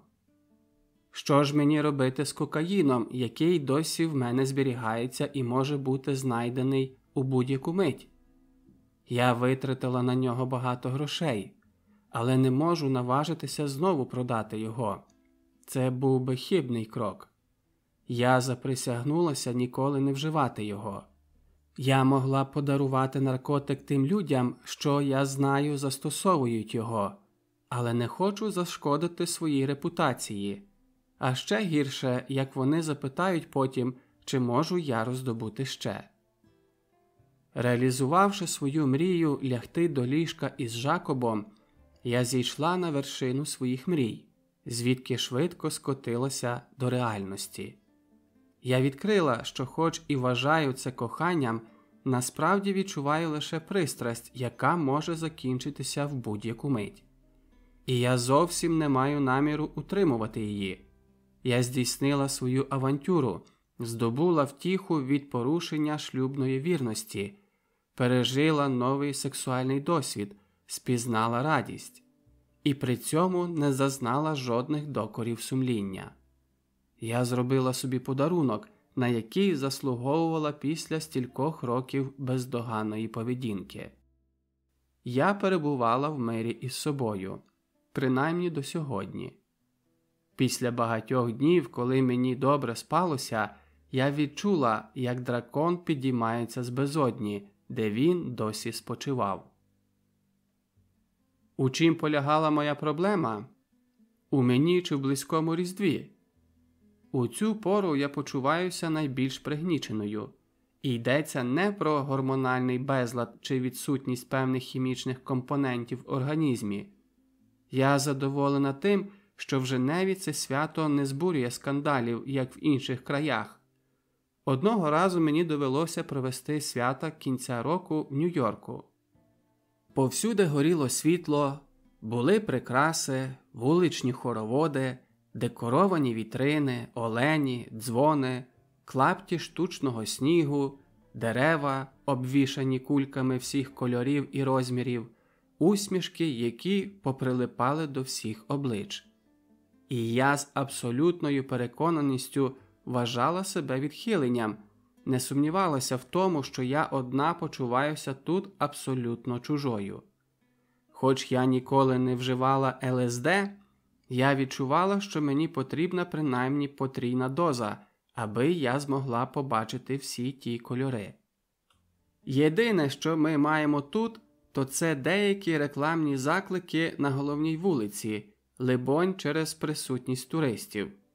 «Купуйте! Привезіть щось зі Швейцарії для своїх дітей!» Але я ще там не була, тому маю дивне відчуття, що Різдва в нас не було і не буде. Ніде поблизу немає жодного Діда Мороза, який би нам нагадував, що ми повинні почуватися щасливими протягом усього грудня. Я перевертаюся з боку на бік у ліжку, як і завжди.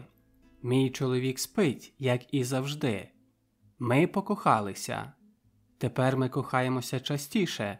Чи то я в такий спосіб хочу приховати подружню невірність, чи утримувати в постійній готовності своє лібідо.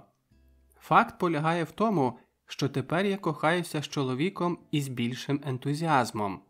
Він нічого в мене не запитує, коли я повертаюся пізно, не виявляє найменших ознак ревнощів. Лише першого разу я мусила негайно бігти у ванну за порадою коханця, щоби змити зі свого тіла запахи і плями з одягу. Тепер я завжди вдягаю зайві труси, миюся у ванні в готелі і заходжу до ліфта, наче бездоганний манекен. Більше не виявляю напруги і не даю жодних підстав для підозри. Двічі я зустрічалася зі знайомими, сказала їм по компліменту і пішла, залишивши висіти в повітрі запитання, чи не зустрічається вона з кимось. Я добре стежу за собою і перебуваю в цілковитій безпеці. Зрештою, якщо я зустрічаюся в готелі з людьми, які живуть у місті, то знаю, що вони так само грішні, як і я. Засинаю і прокидаюся здебільшого через кілька хвилин. Віктор Франкенштейн створив свого монстра.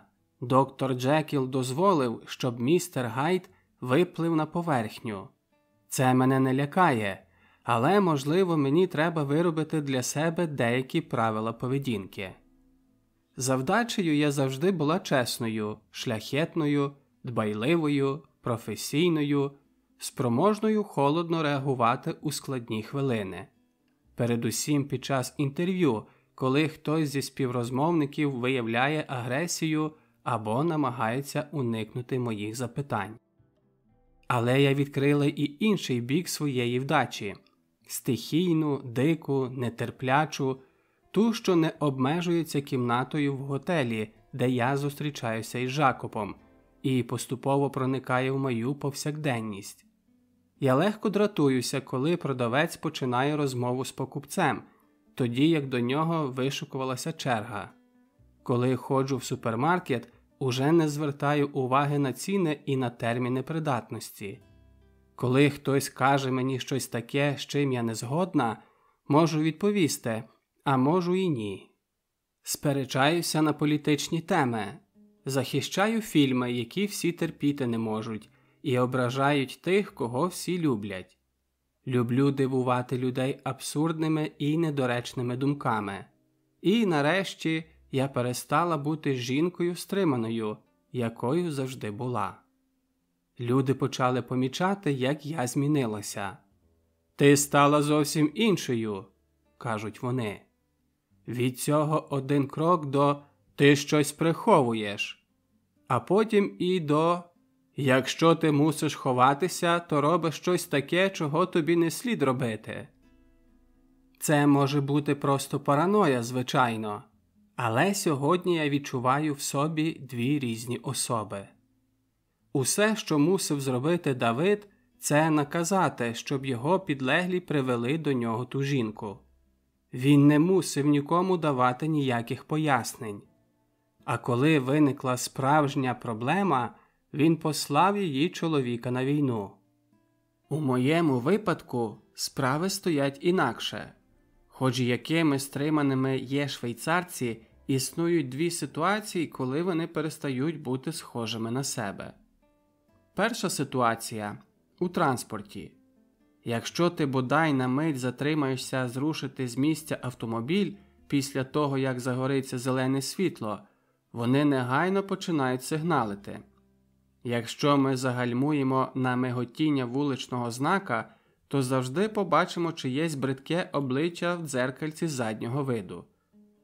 Другий випадок – це коли ти хочеш щось змінити. Дім, роботу чи свою поведінку.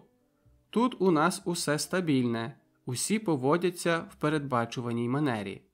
Будь ласка, не намагайся стати іншим і змінюватися з години на годину, бо ти поставиш під загрозу рівновагу всього суспільства.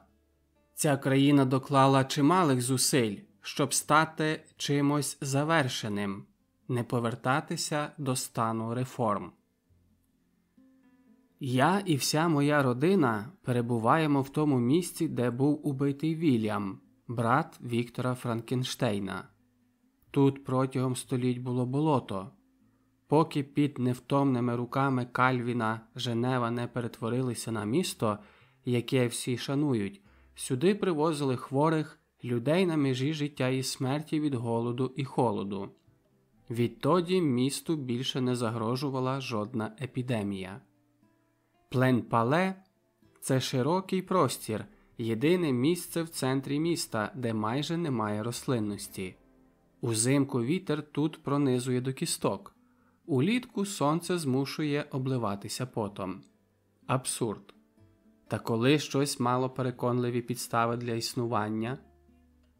Сьогодні субота, і ядки продавців антикваріату розкидані то там, повсюди відкриті.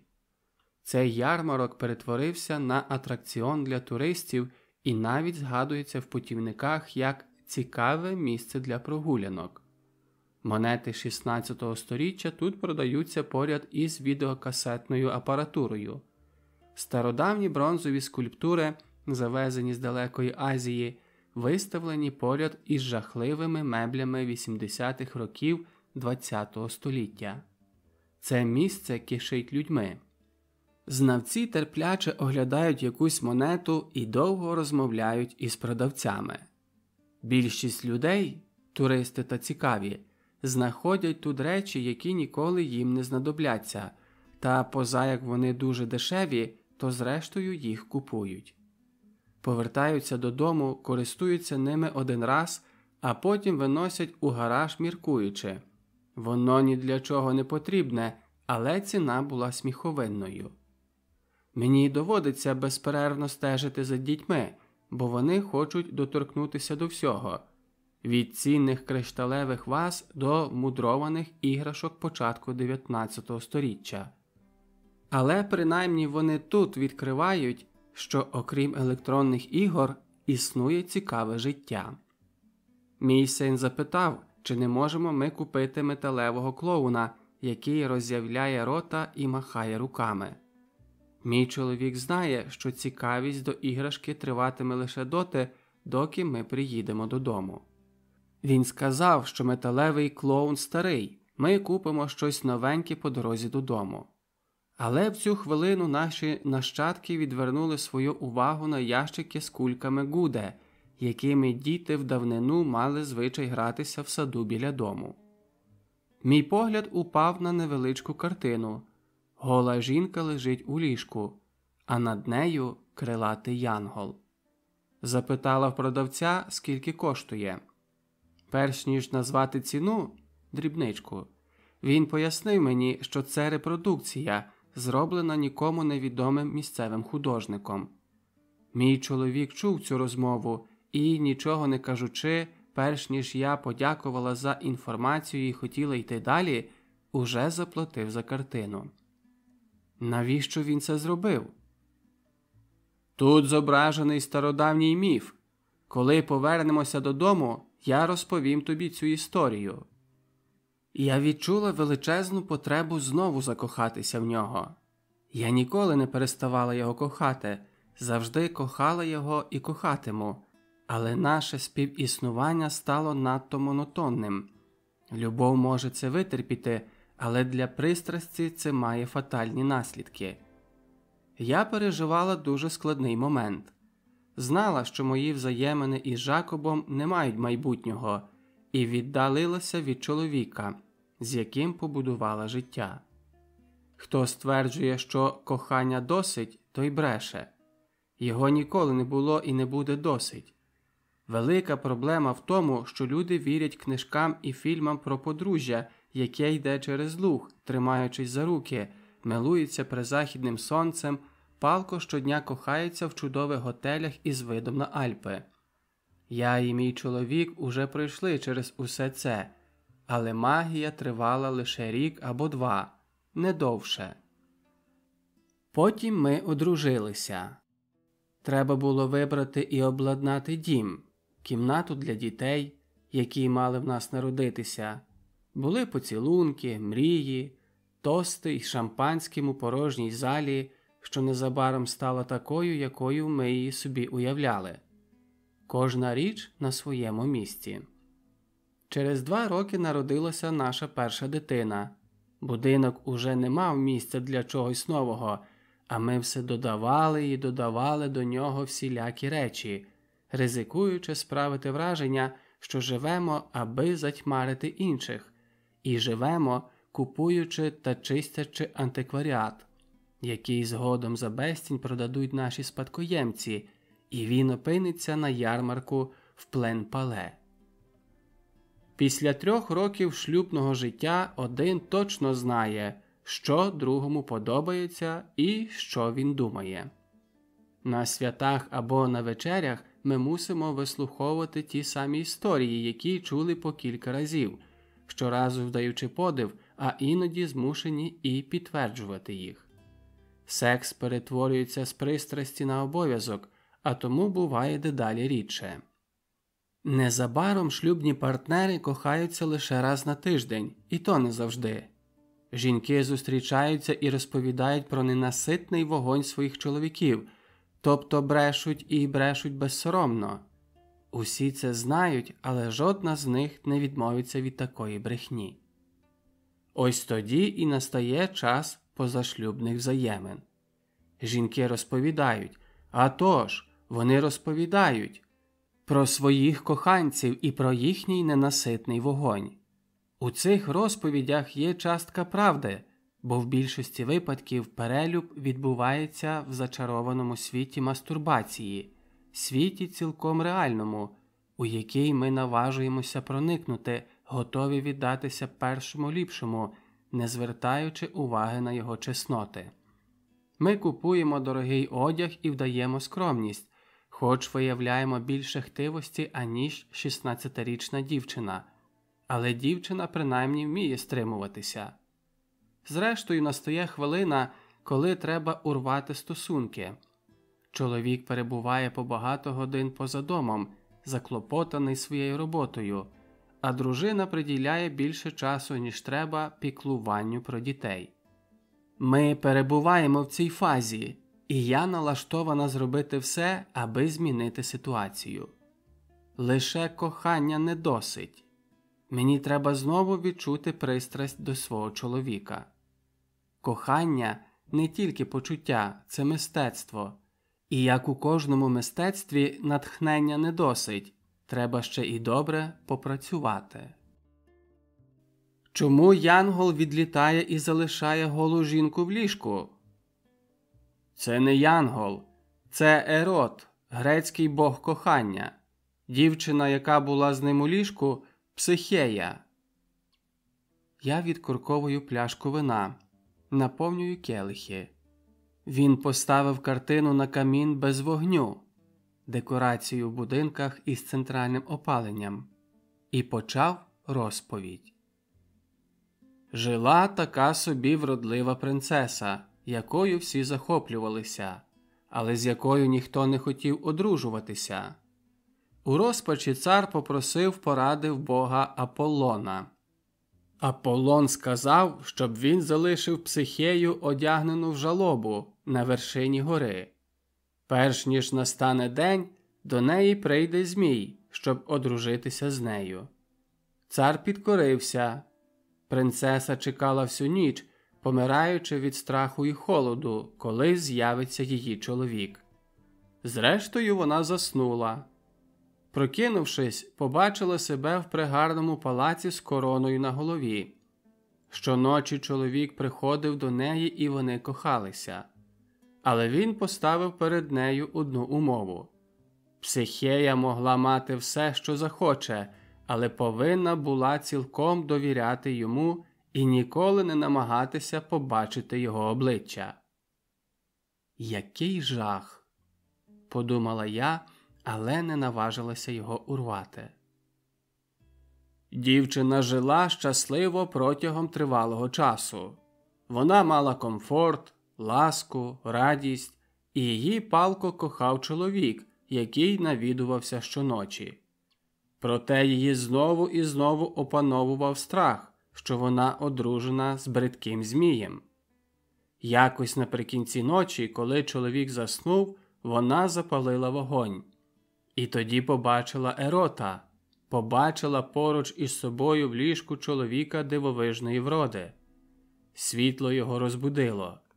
Зрозумівши, що жінка, яку він кохав, не змогла виконати його єдине прохання, Ерот зник. Розпачливо бажаючи повернути коханого, Психея піддала себе кільком випробуванням, які вигадала для неї Афродіта, мати Ерота. Немає потреби казати, що свекруха помирала від ревнощів, побачивши красу своєї невістки, і зробила все, щоб перешкодити примиренню подружжя. Виконуючи одне з випробувань, Психея відчинила скриню, яка вкинула її в глибокий сон. Я занервувалася, нетерпляче чекаючи, чим закінчиться ця історія. Ерод також був палко закоханий і жалкував, що не був толерантніший зі своєю дружиною. Він зумів проникнути в замок і розбудити її кінчиком своєї стріли. «Я мало не помер від твоєї цікавості», – сказав він. «Ти прагнула дізнатися заборонене задля власної безпеки і зруйнувала наші взаємини. Але в коханні ніщо не можна зруйнувати назавжди». Переконані в цьому, двоє закоханих звернулися до Зевса, бога богів, благаючи, щоб він зробив їхній союз нерозривним. Зевс пішов назустріч проханню закоханих і за допомогою переконливих аргументів та погроз домігся від Афродіти згоди.